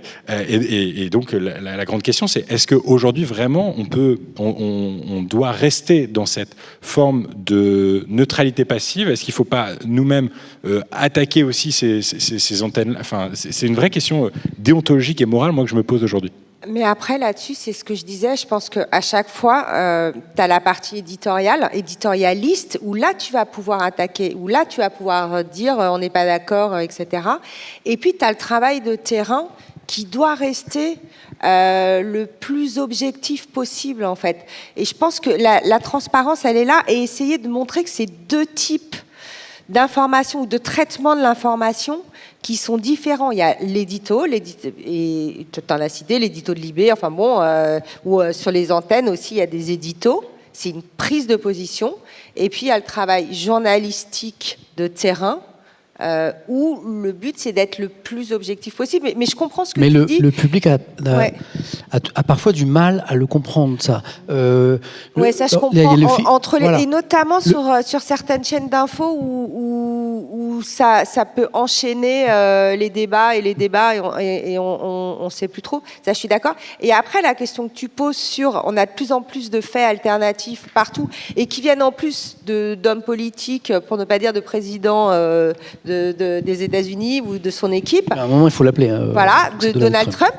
Et typiquement, et par exemple, son ministre de la Santé qui raconte absolument n'importe quoi selon les chercheurs. Et c'est vrai que la question que tu poses est intéressante. Je n'ai pas forcément la réponse, mais c'est vrai que c'est une bonne question. Et je pense que c'est beaucoup plus simple à faire quand effectivement tu as un temps d'antenne et un média qui est pluri-incarné. Parce qu'effectivement, sur Inter, tu vas avoir Patrick Cohen et Dominique Seux qui sont dans une posture typiquement d'éditorialiste. La personne qui va présenter le journal de 8 heures qui, là, va avoir une volonté d'objectivité et une interview. Enfin bref. Et ça, pour nous, c'est peut-être plus compliqué parce que moi, en fonction du format, j'ai pas forcément le même ton. Mais effectivement, pour nous, là où c'est très clair de dire, et d'ailleurs, moi, je dis ça à mon équipe, je dis, sur nos analyses face cam, là, c'est très bien, on peut avoir un ton plus éditorialisé. Par contre, sur le terrain, effectivement, il faut garder une forme d'objectivité. Mais en fait, ça, c'est des choses qui sont dans nos têtes et qui sont le public dans notre rédaction, mais c'est pas forcément des choses sur lesquelles on explique, on fait attention. Ce truc-là peut avoir un degré d'engagement un peu plus important que d'habitude. Je fais très attention à l'horaire, parce qu'il y a un moment important dans la vie d'un journal, c'est la conférence de rédaction. Ouais. Il y en a deux aux Échos, une le matin. Il y en a une le matin, une l'après-midi. Et ça, c'est celle qui nous amène doucement vers le bouclage. Exactement. Donc, 15h47, il faut que je vous libère. Il va falloir que je cours de l'autre côté de la scène. Ça va, on est bien en timing. C'est bon. Un grand merci, Clémence. Merci beaucoup de m'avoir invité, c'était très sympa. Merci. Clémence, à bientôt. Merci vraiment pour ce moment. Merci beaucoup, c'était un plaisir. Voilà, et bon bouclage. Bon bouclage. Paul, je te regarde encore un petit peu. Bien sûr. Après, on va avoir Agnès Varamian, que tu connais bien, qui va nous rejoindre. Boss, ouais. Agnès Varamian, c'est la directrice de France Info, la radio. Mais ce qui est intéressant aussi, c'est qu'elle a une vie professionnelle très, très riche. Elle a été grand reporter, elle a été reporter de guerre, elle a été envoyée spéciale à Washington, au Moyen-Orient. Et on se penchera avec elle sur qu'est-ce que c'est un grand reporter, qu'est-ce que c'est un reporter de guerre. Alors qu'on va revenir un peu sur son passé journalistique. Mais d'abord, à tous les trois, je voudrais finir sur quelque chose d'un peu plus léger. Est-ce qu'il y a une série, est-ce qu'il y a un film qui parle, selon vous, bien de notre métier? Ah ouais, il y a The Morning Show. Ah oui, avec... Sur Apple TV, c'est extraordinaire. Comment s'appelle l'actrice qui était la présentatrice Et mince, je me souviens plus du nom de... Morning Show. C'est Jennifer Aniston, ouais. Voilà, c'est ça. Voilà. C'est génial. Alors moi, j'ai regardé la première saison. Alors c'est très très drôle parce que c'est aux États-Unis, mais pourtant je trouve que... Paul, tu l'as regardé ou pas? Tu l'as consommé? Oui. Je trouve que ça parle aussi à ceux qui connaissent justement ceux qui ont fait des matinales. Les matinales en France. Ouais. Donc ça, oui. Ouais, alors par contre, c'est vraiment pas la matinale de France Info. C'est pas les mêmes délires ici. Heureusement. Ici, il y a des petits croissants et du café filtre. Là-bas, c'est les États-Unis, quoi. Ouais. Pardon, donc mais on a aussi des chocolatines qui sont très bonnes. On reçoit très bien à France Info. Puis de mémoire, dans la série, il y a quand même une compétition interne entre journalistes Anchorman et présentateurs qui est assez... que moi, j'ai pas vu ici. Que quand j'ai fait le documentaire... Non, mais moi, j'ai regardé la série et la posture de... J'ai pas le nom de l'actrice qui joue cette reporter numérique, genre d'un État un peu éloigné des États-Unis, qui est ramené comme ça... Là, je spoil juste le premier épisode, promis.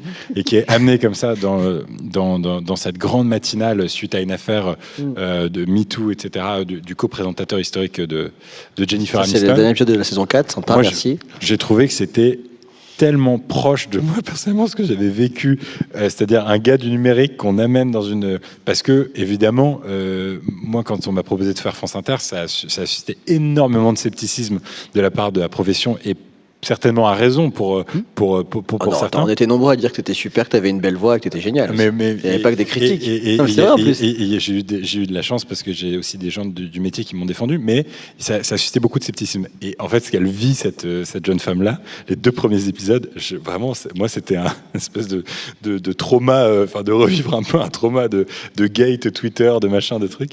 Et j'ai trouvé que c'était tellement bien foutu. Et par ailleurs, pour fréquenter aussi des gens qui ont été des vedettes de l'information de par mon activité de producteur. Elle s'appelle Claire C, mais on ne citera pas son nom de famille, c'est ça ? Voilà, je trouve que la vie de Jennifer Aniston et l'actrice représente de manière assez proche aussi ce que nous on voit aussi, c'est-à-dire un monde qui se numérise, un monde où la télé n'est plus forcément reine, et de voir comment il faut se réadapter et réapprendre son métier parfois après 25-30 ans de carrière, comme c'est le cas de Jennifer Aniston dans The Morning Show. Avant de recevoir Agnès Varamian, et avant de perdre Paul jusqu'à notre prochain rendez-vous, d'un mot. Moi, aujourd'hui, je suis pessimiste et je suis inquiet quand je vois l'émergence des vérités alternatives qu'on évoquait tout à l'heure. Le fait qu'aujourd'hui, sur Internet, vous avez plein d'émetteurs d'infos et qui affirment des vérités de leur point de vue, mais avec la conviction que cette vérité, la leur, ne peut pas être débattue. Et que tous ceux qui présentent une autre facette de cette information sont des ennemis, au mieux des menteurs, au pire des ennemis, et qu'il faut agresser. Moi, c'est ce que je constate aujourd'hui sur Internet, partout. J'ai l'impression que le climat n'est pas en train de s'apaiser. Je suis assez inquiet. Et l'êtes-vous aussi, ou êtes-vous plutôt optimiste sur le fait qu'on est dans une forme de Far West aujourd'hui, mais qu'il va finir par être modéré, et que cette violence, elle va progressivement se dissiper ou pas? Pour citer une autre série, Winter is Coming, comme dans Game of Thrones, moi je pense vraiment qu'on est en train de prendre très cher et que ça va s'empirer. Mais je pense que toi, comme d'autres, t'es un phare, c'est-à-dire que tu continues à être toi, à faire ta revue de presse, même quand tu te fais attaquer, à être souriant, même quand face à toi... Non mais je suis très sérieux. En fait, je pense que les temps sont durs, mais je pense qu'il faut qu'on résiste en restant nous-mêmes, en restant journaliste et en défendant ici les valeurs du service public. Il faut qu'on se batte tout simplement en faisant notre métier sans regarder les haters, et en pensant aussi aux gens qui nous aiment ou juste aux gens qui nous écoutent et qui comptent sur nous pour s'informer. Je pense que c'est comme tous les gens qui ont quitté X. Moi, j'ai pas compris. Je suis resté sur X. Oui, je me prends régulièrement des tombereaux d'insultes. Et alors ? Je suis pas parti. C'est le petit plaisir du matin. Non, mais c'est vrai, je continue à tweeter les interviews du 8h30 et d'autres trucs, et je reste. On est là, faire un métier public, c'est aussi accepter que des gens nous détestent trop, ou des gens nous aiment trop, et aussi il y a des gens qui nous aiment alors qu'il n'y a pas de raison. Qu'est-ce que vous en pensez tous les deux ? Non ? de ce climat et de son évolution. En fait, moi je suis assez désespérée, mais c'est pas les réseaux sociaux qui me désespèrent en fait, malheureusement. C'est le climat global, et c'est pas seulement cette idée de fake news, etc. Ça a toujours existé. Il y a eu des rumeurs, il y a toujours eu la rumeur. Bon, là on la voit. Sauf qu'aujourd'hui, on a une caisse de résonance qui est beaucoup plus importante, et c'est pour ça que ça prend cette place. Bien sûr, mais en fait, là, avec l'IA et tout le reste, c'est là. Ok. Il y aura pas de machine arrière dans tous les cas. Moi, ce qui m'inquiète, c'est que c'est plutôt les pouvoirs publics qui mettent pas assez de moyens dans le journalisme et Enfin, pour moi, c'est ça en fait le nœud du problème. C'est pas ce qu'on consomme en tant que citoyen sur les réseaux. Bon, d'accord, il y a des fake news. Bon, voilà. Moi, ce qui me fait peur, c'est quand c'est pas pris au sérieux. Enfin, quand notre métier de journaliste n'est pas pris au sérieux, quand c'est dans des grandes rédactions. Enfin voilà, moi c'est plutôt ça qui me terrifie. Et ensuite, au-delà de ça, je pense que c'est difficile de demander aux gens d'être des experts des fake news et de savoir qu'est-ce qui est juste, qu'est-ce qui est faux. Enfin, pour moi, c'est pas à nous, c'est pas aux gens de savoir décrypter. On va pas faire des stages de décryptage pour tout le monde. Ce serait génial, mais ça n'arrivera pas. Donc voilà, je pense qu'il faut plus de responsabilité de la part des grands médias, et nous aussi, même à notre place, essayer de dire ok, continuez de suivre les médias sérieux. C'est le combat que Paul évoquait tout à l'heure, le combat au quotidien, quoi. Voilà. Mais en fait, j'ai pas si peur que ça. Je pense vraiment que Internet n'est pas un problème et que les réseaux sociaux ne sont pas du tout un problème et que c'est une part de la solution même. Gaspard, toi qui me semble être un garçon optimiste. Alors, non, mais en fait, c'est ce que j'ai essayé d'expliquer maladroitement, c'est parce que c'est très récent et je décide d'y aller à fond et de vous dire vraiment tout ce qui a trait à mon cerveau. Mais c'est ce que j'ai essayé d'expliquer maladroitement, mais c'est que j'ai l'impression qu'aujourd'hui, on peut plus tellement être dans une posture de passivité et que quasiment il faut réaffirmer certaines choses. Et donc typiquement, moi, un des trucs que j'essaye de faire sur mes vidéos, c'est de réaffirmer, quand je parle des médias et de la privatisation des médias, réaffirmer qu'on a besoin d'un service public en France. Parce qu'aujourd'hui, ce service public, il est comme... Pour beaucoup, il semble acquis depuis des décennies, sauf qu'en vérité, il n'a jamais été aussi menacé par une question de fusion voulue par une majorité, par l'ex-majorité présidentielle, ou alors, si tu regardes carrément l'ultra-droite ou l'extrême-droite en France, ils veulent sa disparition claire et nette. Moi, ça, clairement, je pense qu'on ne peut plus vraiment rester neutre par rapport à ça, et que nous, en tant que journalistes aussi, ou en tant que producteurs d'informations, il faut pouvoir défendre ce service public-là, et de dire, on en a besoin. Il faut défendre aussi le fait que, il faut subventionner la presse, et tout type de presse, aussi la presse et les reportages indépendants qui existent sur Internet. Il faut, nous, en tant que citoyens, qu'on reprenne aussi, et ça, c'est tout le monde, c'est dire, il faut reprendre des abonnements à la presse ou à des médias, je pense à des médias indépendants, je pense à Blast, Au Jour, à Street Press, ou à ces médias qui existent en ligne, mais aussi à des médias traditionnels. Moi, j'ai pris, alors que je ne les lis pas, honnêtement, je le lis sur le numérique, mais j'ai pris les abonnements dès que j'en ai eu les moyens, au Monde, à Libération, au Figaro, aux Échos. Alors, chez moi, j'en peux plus parce que j'ai des espèces de montagnes pas possibles de papier. Et j'ai pas de cheminée, malheureusement, donc je peux même pas... Mais tu devrais juste les télécharger en PDF, déjà. Mais oui, mais en fait, je veux sincèrement, je veux soutenir au mieux que je peux. Et puis, j'aime quand même ton abonnement numérique au Monde, au Figaro. Mais j'aime bien, là, je dis ça, mais j'aime bien. En fait, c'est juste que je feuillette.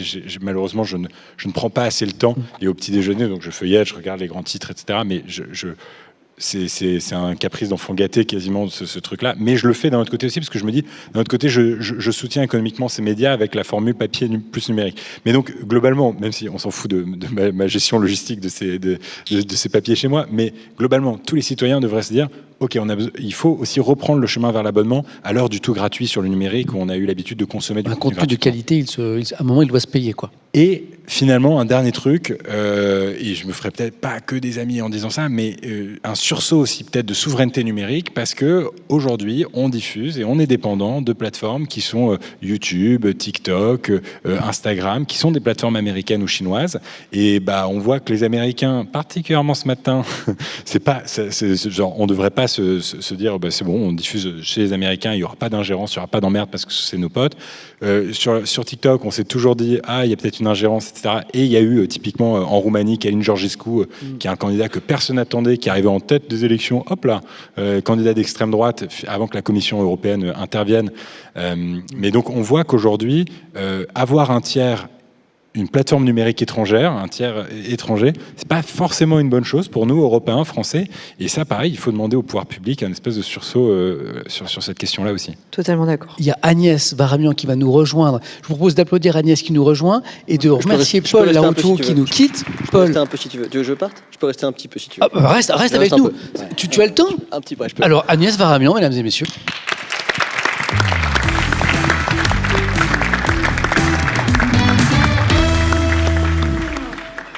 Ça va, Agnès? Bon, merci Paul de rester avec nous parce que je sais qu'il y a la matinée à préparer demain. Agnès, Surveille. On se tutoie, Agnès, on se connaît. Ouais. Hein, j'ai eu le plaisir de t'avoir Merci Samuel. en correspondante souvent quand j'étais à la matinale de France Info et tu étais à l'époque envoyée permanente au Moyen-Orient. Corrige-moi si dans ton long CV et riche CV il y a des erreurs. Moi j'aimerais te présenter comme grand reporter, comme correspondante de guerre, comme ancienne correspondante permanente notamment à Washington, au Moyen-Orient, ancienne rédactrice en chef d'Envoyé spécial du journal de 20h. Actuelle directrice de la radio France Info. Voilà. Alors je dis pas tout, mais Non, mais c'est bien, c'est à peu près résumé. Ouais. C'est une belle 32 ans de carrière. télévision, et puis maintenant la radio, et voilà. vocation, Agnès, c'est-à-dire que le journalisme, c'est pas une question que j'ai posée ce soir, mais quand on fait une jolie carrière comme ça dans ce Alors moi, métier. je suis pas née dans le digital. Hein. Hein. Je Mais suis vocation née- Non, mon papa était technicien sur les rotatifs du journal Le Progrès. Et il m'emmenait sur ces immenses machines. Et il me parlait des journalistes en me disant regarde ce que ces baveux ont encore fait. Et, les baveux. Et je ne sais pas si c'est ça ou si c'est mes racines arméniennes, parce que je suis issue d'une diaspora qui a connu un génocide, qui a été un peuple qui a été éparpillé dans le monde entier. Et à ce titre-là, il y a toujours un peu une valise sous nos pieds. Voilà, le voyage et le monde fait partie aussi de notre ADN. Est-ce que c'est mon éducation? Est-ce que c'est mes origines? Est-ce que c'est ma curiosité d'enfant qui, aussi adolescente, avait envie de connaître le monde? Mais en même temps, comme dans ma famille, j'étais la première à faire des études supérieures, j'avoue que je ne rêvais même pas une seconde de ce travail, de ce métier. Je me disais, c'est évidemment pas pour moi, il faut faire une grande école, il faut faire Sciences Po. Bon, voilà.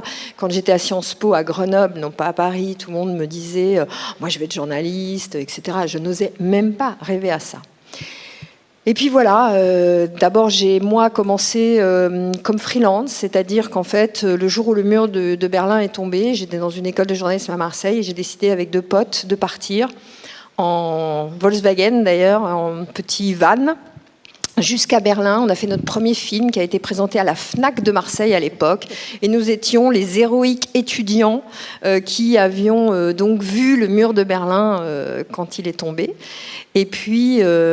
très vite, ces 2 garçons, dont Hervé Guéquière, peut-être que tu te souviens de lui, paix à son âme, très formidable gars, m'ont emmené au moment où l'ex-Yougoslavie était en train de se disloquer et la guerre commençait. Première guerre sur le territoire européen depuis la Seconde Guerre mondiale. Et là, pareil, on est parti, c'était une 205 Peugeot, et on est parti à Zagreb. Ce stream n'est pas sponsorisé par l'industrie automobile, hein.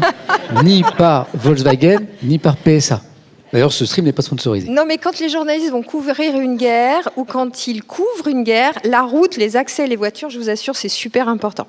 Combien de voitures j'ai cassées en reportage au milieu de l'Ukraine, etc. C'est incroyable. Et voilà. Et donc, ça a été la première guerre que j'ai couverte en tant que freelance. Et puis, j'étais lancée. Et puis, voilà. Et puis, la suite, c'est la télévision, etc. Alors, il y a eu plein de choses. Et ben, justement, ce qu'on vient d'évoquer, en fait, ta carrière débute sur des conflits. On vient en parler, ou des moments historiques très forts comme la chute du mur de Berlin. Et j'aimerais qu'on fasse un focus, parce que ça c'est un voilà, Encore l'iPad qui est tombé. Ouais, c'est l'iPad qui te désolidarise. Le chat, je vous aime de loin. Un focus sur ce métier qui fait rêver aussi, et qui provoque plein de fantasmes.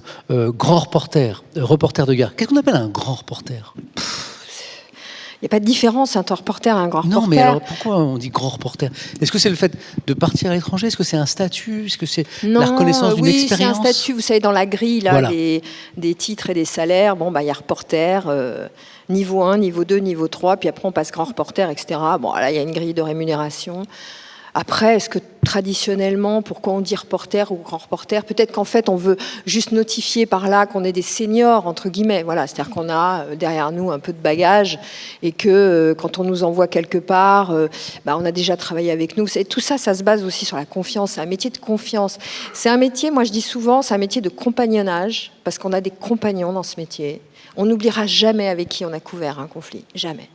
Même si, moi j'ai travaillé 3 ans en Israël, j'ai fait 1 an de couverture en Ukraine avec un garçon qui s'appelle Soufiane Yassine, que j'ai embauché pour aller au bureau de Jérusalem. Je ne le connaissais pas quand je l'ai embauché.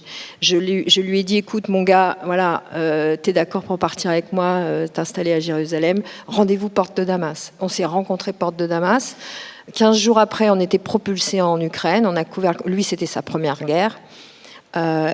Jamais j'oublierai ce que j'ai fait avec lui. Et je ne peux même pas vous le raconter, parce qu'en fait, c'est des liens tellement forts de ce qu'on a vécu ensemble, des risques qu'on a pu prendre, des gens qu'on a rencontrés.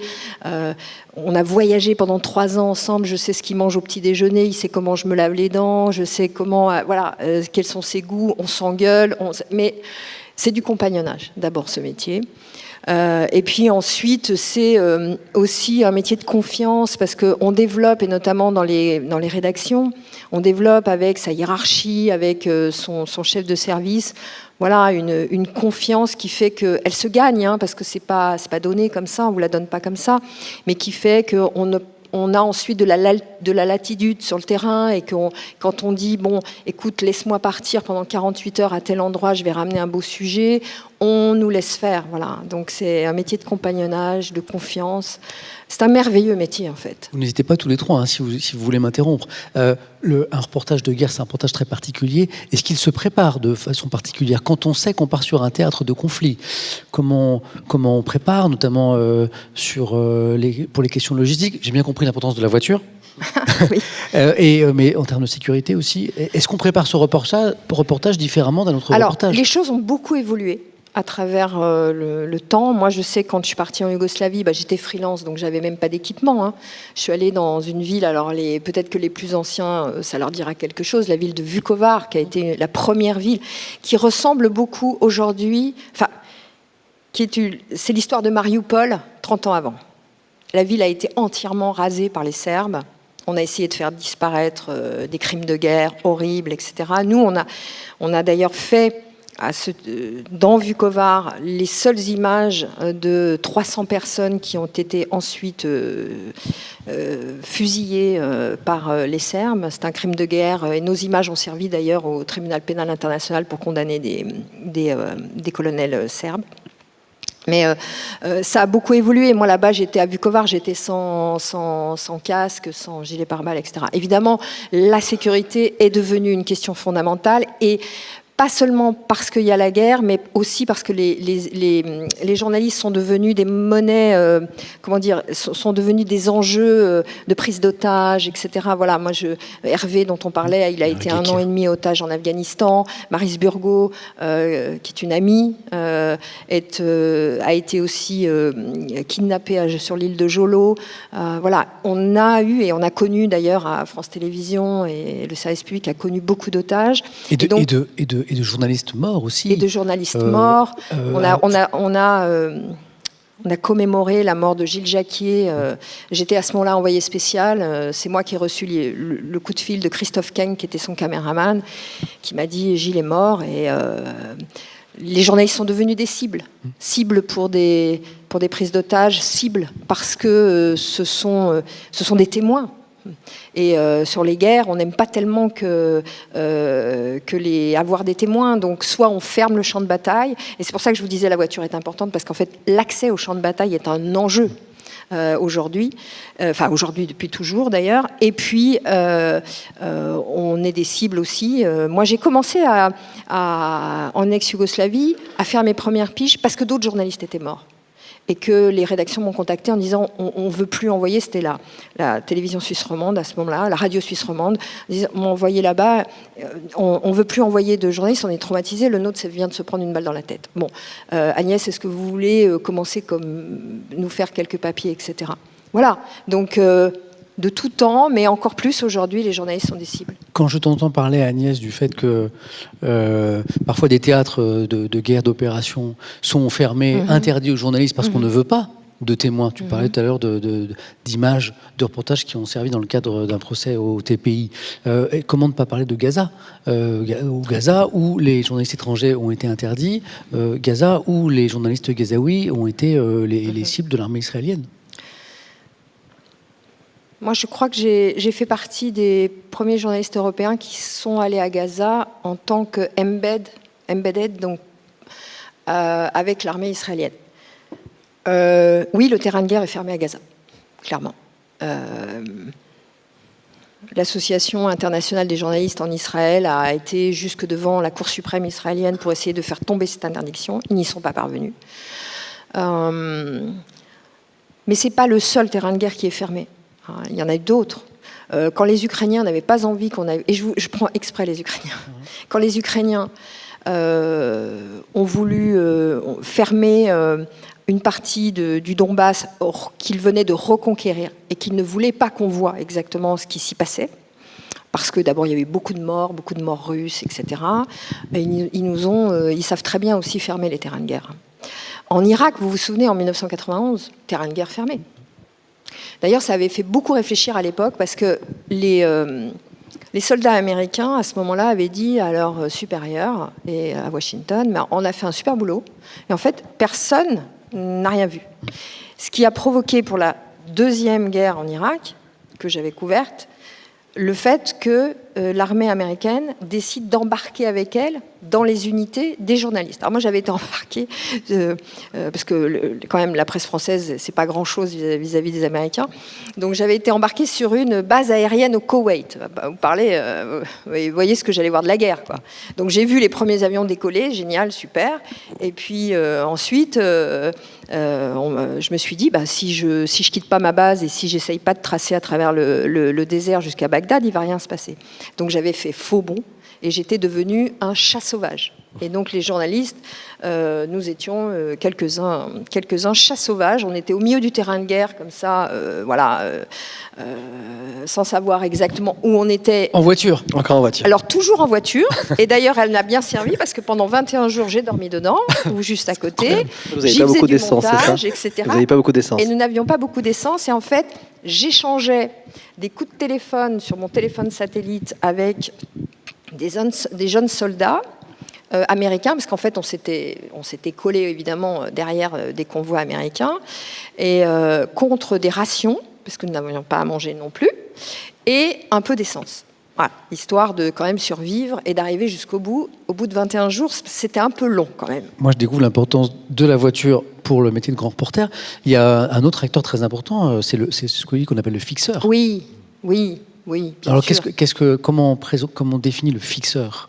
C'est le guide, c'est celui qui connaît le terrain. C'est le guide, c'est le traducteur. En fait, qui parfois risque sa vie aussi. Souvent, bien sûr. Et puis c'est celui qui reste après, quand vous partez. Et là, il faut faire très attention, parce qu'il y a des pays, il y a des situations où les fixeurs peuvent être inquiétés après qu'on soit parti, parce qu'ils ont fait avec nous des choses illégales, et on en fait beaucoup. Quand on est dans des pays non démocratiques, on en fait beaucoup. Même un pays comme la Turquie, par exemple, mais qui est un pays libéral, le régime d'Erdogan, on fait très attention à ce qu'on fait faire aux fixeurs, parce qu'on sait que quand on part, derrière, lui peut subir des représailles. Le fixeur, moi j'ai travaillé avec des fixeurs merveilleux, avec lesquels, en fait, quand je les ai rencontrés, je leur dis toujours...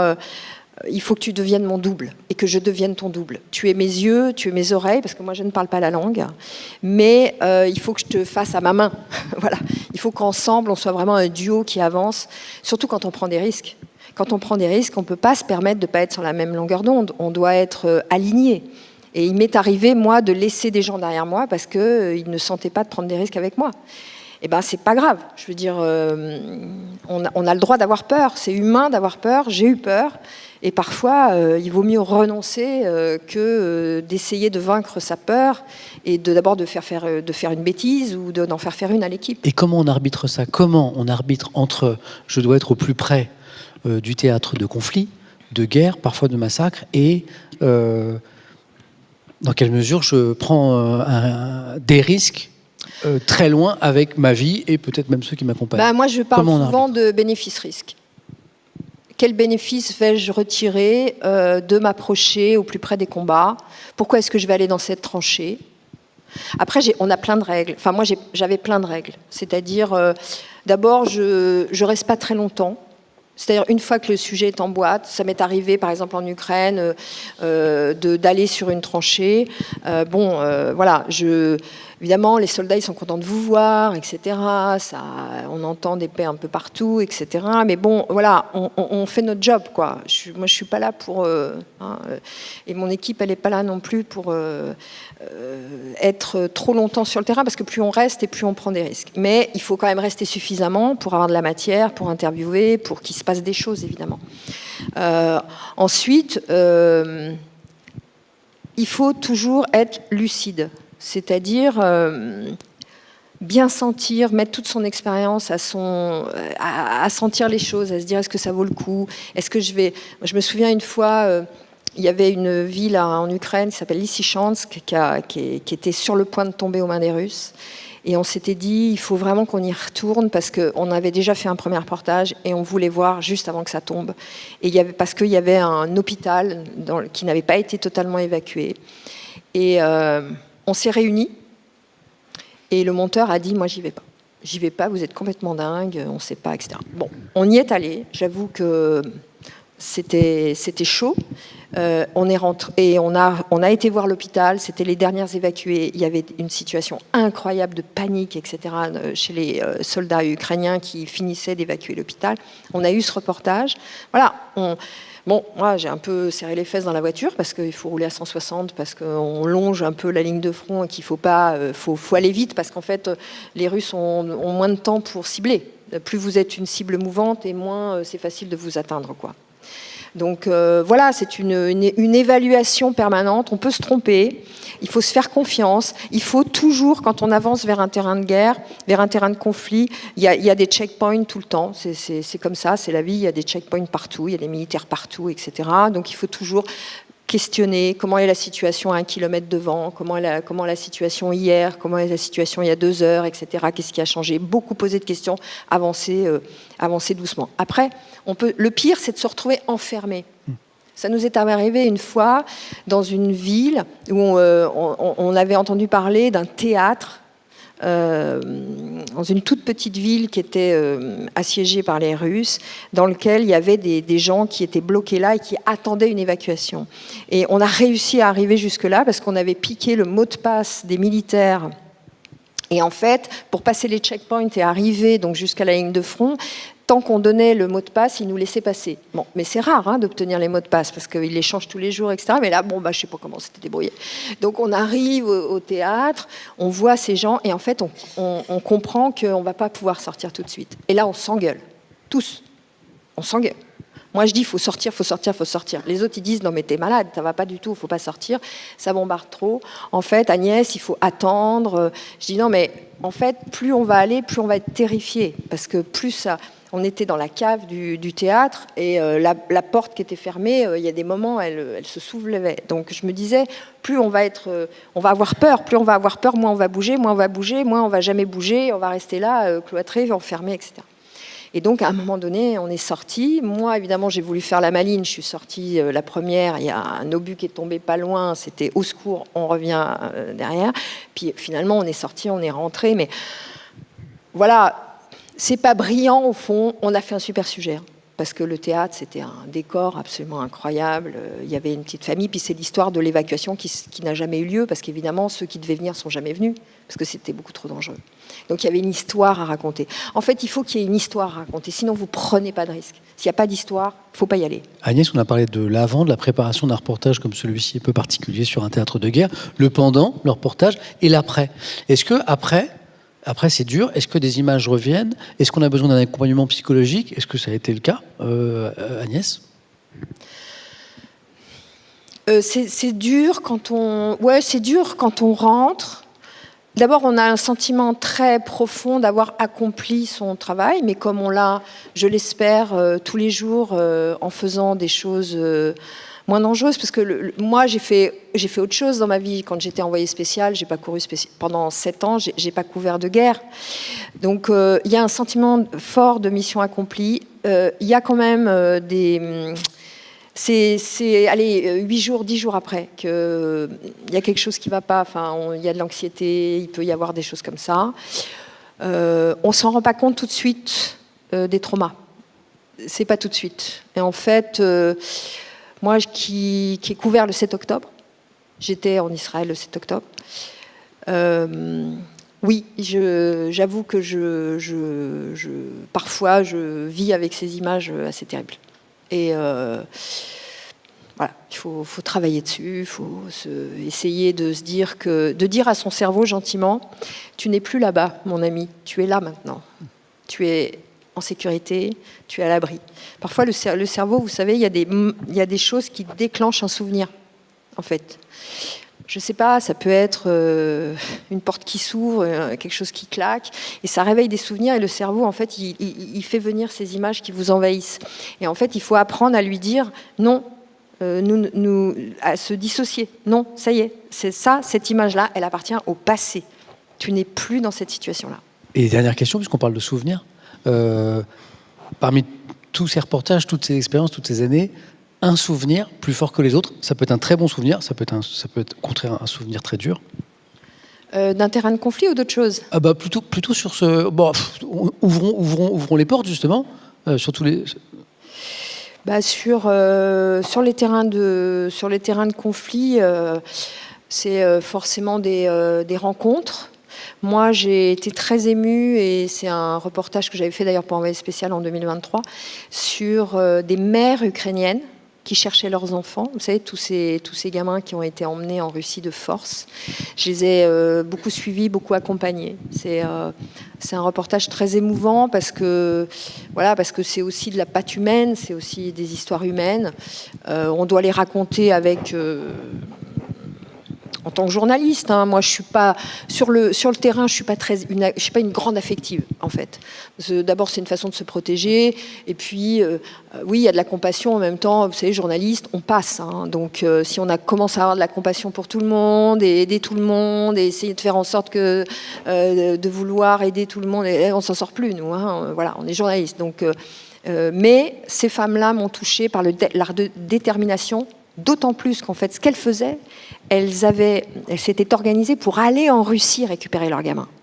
Ukrainiennes qui partent en pleine guerre en Russie chercher leurs gosses, bravo quoi. Enfin, c'était un chouette sujet. Alors, la transition est impossible, vous allez comprendre pourquoi dans un instant. Parce qu'à un moment, il faut que je libère ce très beau Studio 104. Donc, on arrive sur la dernière rubrique. Agnès, je vous garde. Vous allez comprendre pourquoi la transition est impossible. Parce qu'on va passer de ça, de ces histoires parfois dures, vous parlez de ces mères ukrainiennes, à une chronique, à un rendez-vous dans cette émission publique qu'on appelle « Ma vie pro de merde ».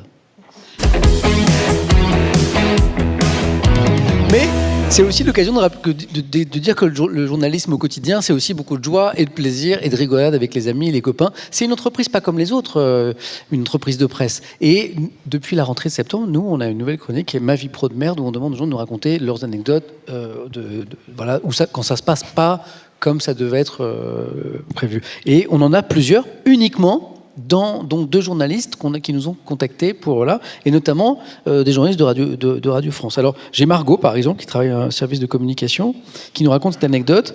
Avril 2022, entre les 2 tours de la présidentielle, Mon Média reçoit une interview celui qui est alors le président sortant Emmanuel Macron. En amont de sa venue, le groupe de sécurité de la présidence de la République vient faire un repérage poussé des lieux, hein, vous connaissez. Je les accompagne et leur montre les différents chemins, les différentes salles, les alentours du studio où se déroulera l'interview. Là, on me demande s'il est possible de réquisitionner une pièce pas très loin du président. Je suppose que c'est pour ses collaborateurs, équipe des réseaux sociaux. Je leur demande alors si c'est bien pour ça, et d'un ton très sérieux, très clinique, on me répond pas du tout, c'est pour les valises nucléaires. Voilà. Et Margot raconte, léger frisson dans mon corps quand même, voilà. Et un petit coup de pression, j'ai répondu, voix un peu plus basse qu'à l'habitude, oui, bien sûr, je vais vous trouver ça. Voilà. Margot. Jérôme Matinalier. Paul. Jérôme Chapuis, sans citer son nom. Hein. C'est ça. Se lever la nuit, ça veut dire s'habiller la nuit, dans un état de semi-conscience. Le réveil à 2h du matin, que j'ai un peu pratiqué, quand le réveil sonne, même si on adore son métier, même si on adore l'équipe qu'on va retrouver, de toute façon, on se lève à 2h que dans ces conditions. Vous vous asseyez sur le bord du lit et tout votre corps vous dit « mais non, en fait, mais pourquoi ?» Voilà, cet état. Et puis après, il y a un café et puis ça se passe très, très bien. Donc, se lever la nuit, ça veut dire s'habiller la nuit dans un état de demi-conscience, bien sortir de ses affaires la veille au soir pour pas déranger les proches. Un peu l'époux, l'épouse qui dort à côté, les enfants pas loin. Mais quand il manque une chaussure pile au moment de partir à 2h, qu'est-ce que tu fais ? Tu retournes dans la chambre discrètement. Chercher l'autre soulier dans le noir. C'est bon, pour cette fois, je n'ai réveillé personne, raconte Jérôme, sauf qu'en arrivant au bureau, les collègues me demandent pourquoi je porte des chaussures dépareillées. Je pense que c'est une histoire que pas mal de matinaliers peuvent raconter. Voilà. Le pire, c'est quand tu te lèves à 2h du matin, que tu te prépares, que tu arrives à la rédaction et tu te rends compte que c'est pas le bon jour, qu'on est peut-être samedi et que machinalement... Ça t'est jamais arrivé ? Non. Tu es parti bosser. Toi, oui. Ouais. Samuel tu es arrivé. Oui, ça m'est arrivé une fois. Oui. Enfin, c'est mieux que de pas y aller d'ailleurs. Après, tu rentres chez toi, tu es très content d'aller dormir. Et j'en ai encore une, Mathis, programmateur à France Info. 8h30, on l'adore. Dimanche 9 juin 2024, 20h59, une campagne pour les élections européennes s'achève. Non, celle-là, elle est mignonne. Non sans cerne, fatigue, parce que c'est un métier passionnant, mais qui parfois est pas fatigant, et dose de caféine excessive. En vue de décompresser, je reçois une confirmation par mail de mon billet d'avion pour des vacances de fin de saison, bien méritées, nous dit Mathis. 21h. D'une oreille attentive, j'écoute la soirée électorale de France Info. L'allocution du président commence. 21h04, il dissout l'Assemblée nationale. 21h05, une nouvelle campagne électorale commence. Voilà. J'ouvre mon appli Contact invité. Mes vacances dissoutes, elles aussi, auront duré 5 minutes. C'est mignon, non ? Très mignon. Je pense qu'on peut applaudir Mathis parce que, pour les vacances. Et on arrive doucement vers la fin de cette émission et de ce stream. Je voudrais vous remercier alors dans le public de nous avoir accompagnés. Dans le chat, pardon, encore une fois, quand j'ai des invités, je suis moins avec vous, mais je vous ai vu et merci d'avoir été là. Et on finit avec l'agenda pro, parce que c'est une émission qui parle de formation, d'orientation, et j'ai quelques rendez-vous à vous donner, uniquement dans le domaine des médias, bien sûr, pour ceux qui s'intéressent justement à notre métier et qui voudraient peut-être se projeter vers les métiers de l'information, du journalisme. Académie des antennes, dispositif d'égalité des chances, par exemple, créé en 2021, qui consiste à proposer chaque année à des jeunes sans réseau, on parlait de la difficulté de débuter dans ce métier, les premiers stages, les premières piges, donc à des jeunes sans réseau, des stages d'été sur l'une des antennes de Radio France où nous sommes ici pour débuter, il faut faire ses premiers pas comme animateur, chroniqueur, attaché de production, chargé d'édition numérique ou encore réalisateur. Début de l'appel à candidature, c'est très concret, début février, là, bientôt, sur le site d'emploi de Radio France. Voilà, l'Académie des antennes. Le titre à finalité professionnelle, j'ai 3 rendez-vous à vous donner, c'est l'INA, cette fois, l'Institut National de l'Audiovisuel Campus, qui lance en octobre 2026, mais il faut s'y prendre maintenant, sa 3e édition de recrutement pour TFP, donc titre à finalité professionnelle, en animateur, animatrice radio. Et ils sont là. Vous êtes là. Bon, bravo, parce que c'est super. La formation s'adresse à des jeunes professionnels et alternants souhaitant développer leurs compétences en animation et s'immerger dans les pratiques de la radio. Vous me corrigez si je dis des bêtises. À travers un programme qui mêle enseignement théorique, atelier pratique et immersion en entreprise. Appel à candidature mars 2026, c'est pour ça qu'on en parle maintenant, sur le site de l'INA, au niveau formation. Lancement de la formation, octobre, donc pour une durée de 2 ans en alternance. Et un dernier rendez-vous, stage et alternance en journalisme. Plus globalement chez Radio France, des stages de 3 mois sont possibles au fil de l'année et des stages en été, donc juillet-août, ainsi que des alternances. Pour postuler, ça se passe sur le site de radiofrance.com. Merci à tous les 4. Merci beaucoup. Merci Samuel. Merci Samuel. Merci à vous. Merci à vous. Merci de nous avoir suivis. Décidément, sur l'iPad. Oui. Et puis après, le chat se plaint en disant oui, tu nous as encore laissé tomber. Merci à vous. Prochaine émission MVP, donc l'émission qui explore les voies professionnelles pour que chacun trouve la sienne. Peut-être qu'on aura suscité des vocations cet après-midi. On espère. Voilà. Parce que c'est un merveilleux métier. C'est un merveilleux métier. Ouais. On est bien d'accord sur ça. Beau. Merci vraiment à tous les 4. Prochain MVP le mercredi 28 janvier. Merci à tous. Merci notamment aux équipes en régie, à la réalisation, c'était parfait. Je vous laisse faire un raid si vous le souhaitez sur un ami streamer ou une amie streameuse. Et je vous dis à très bientôt. Bonne fin de journée à tous.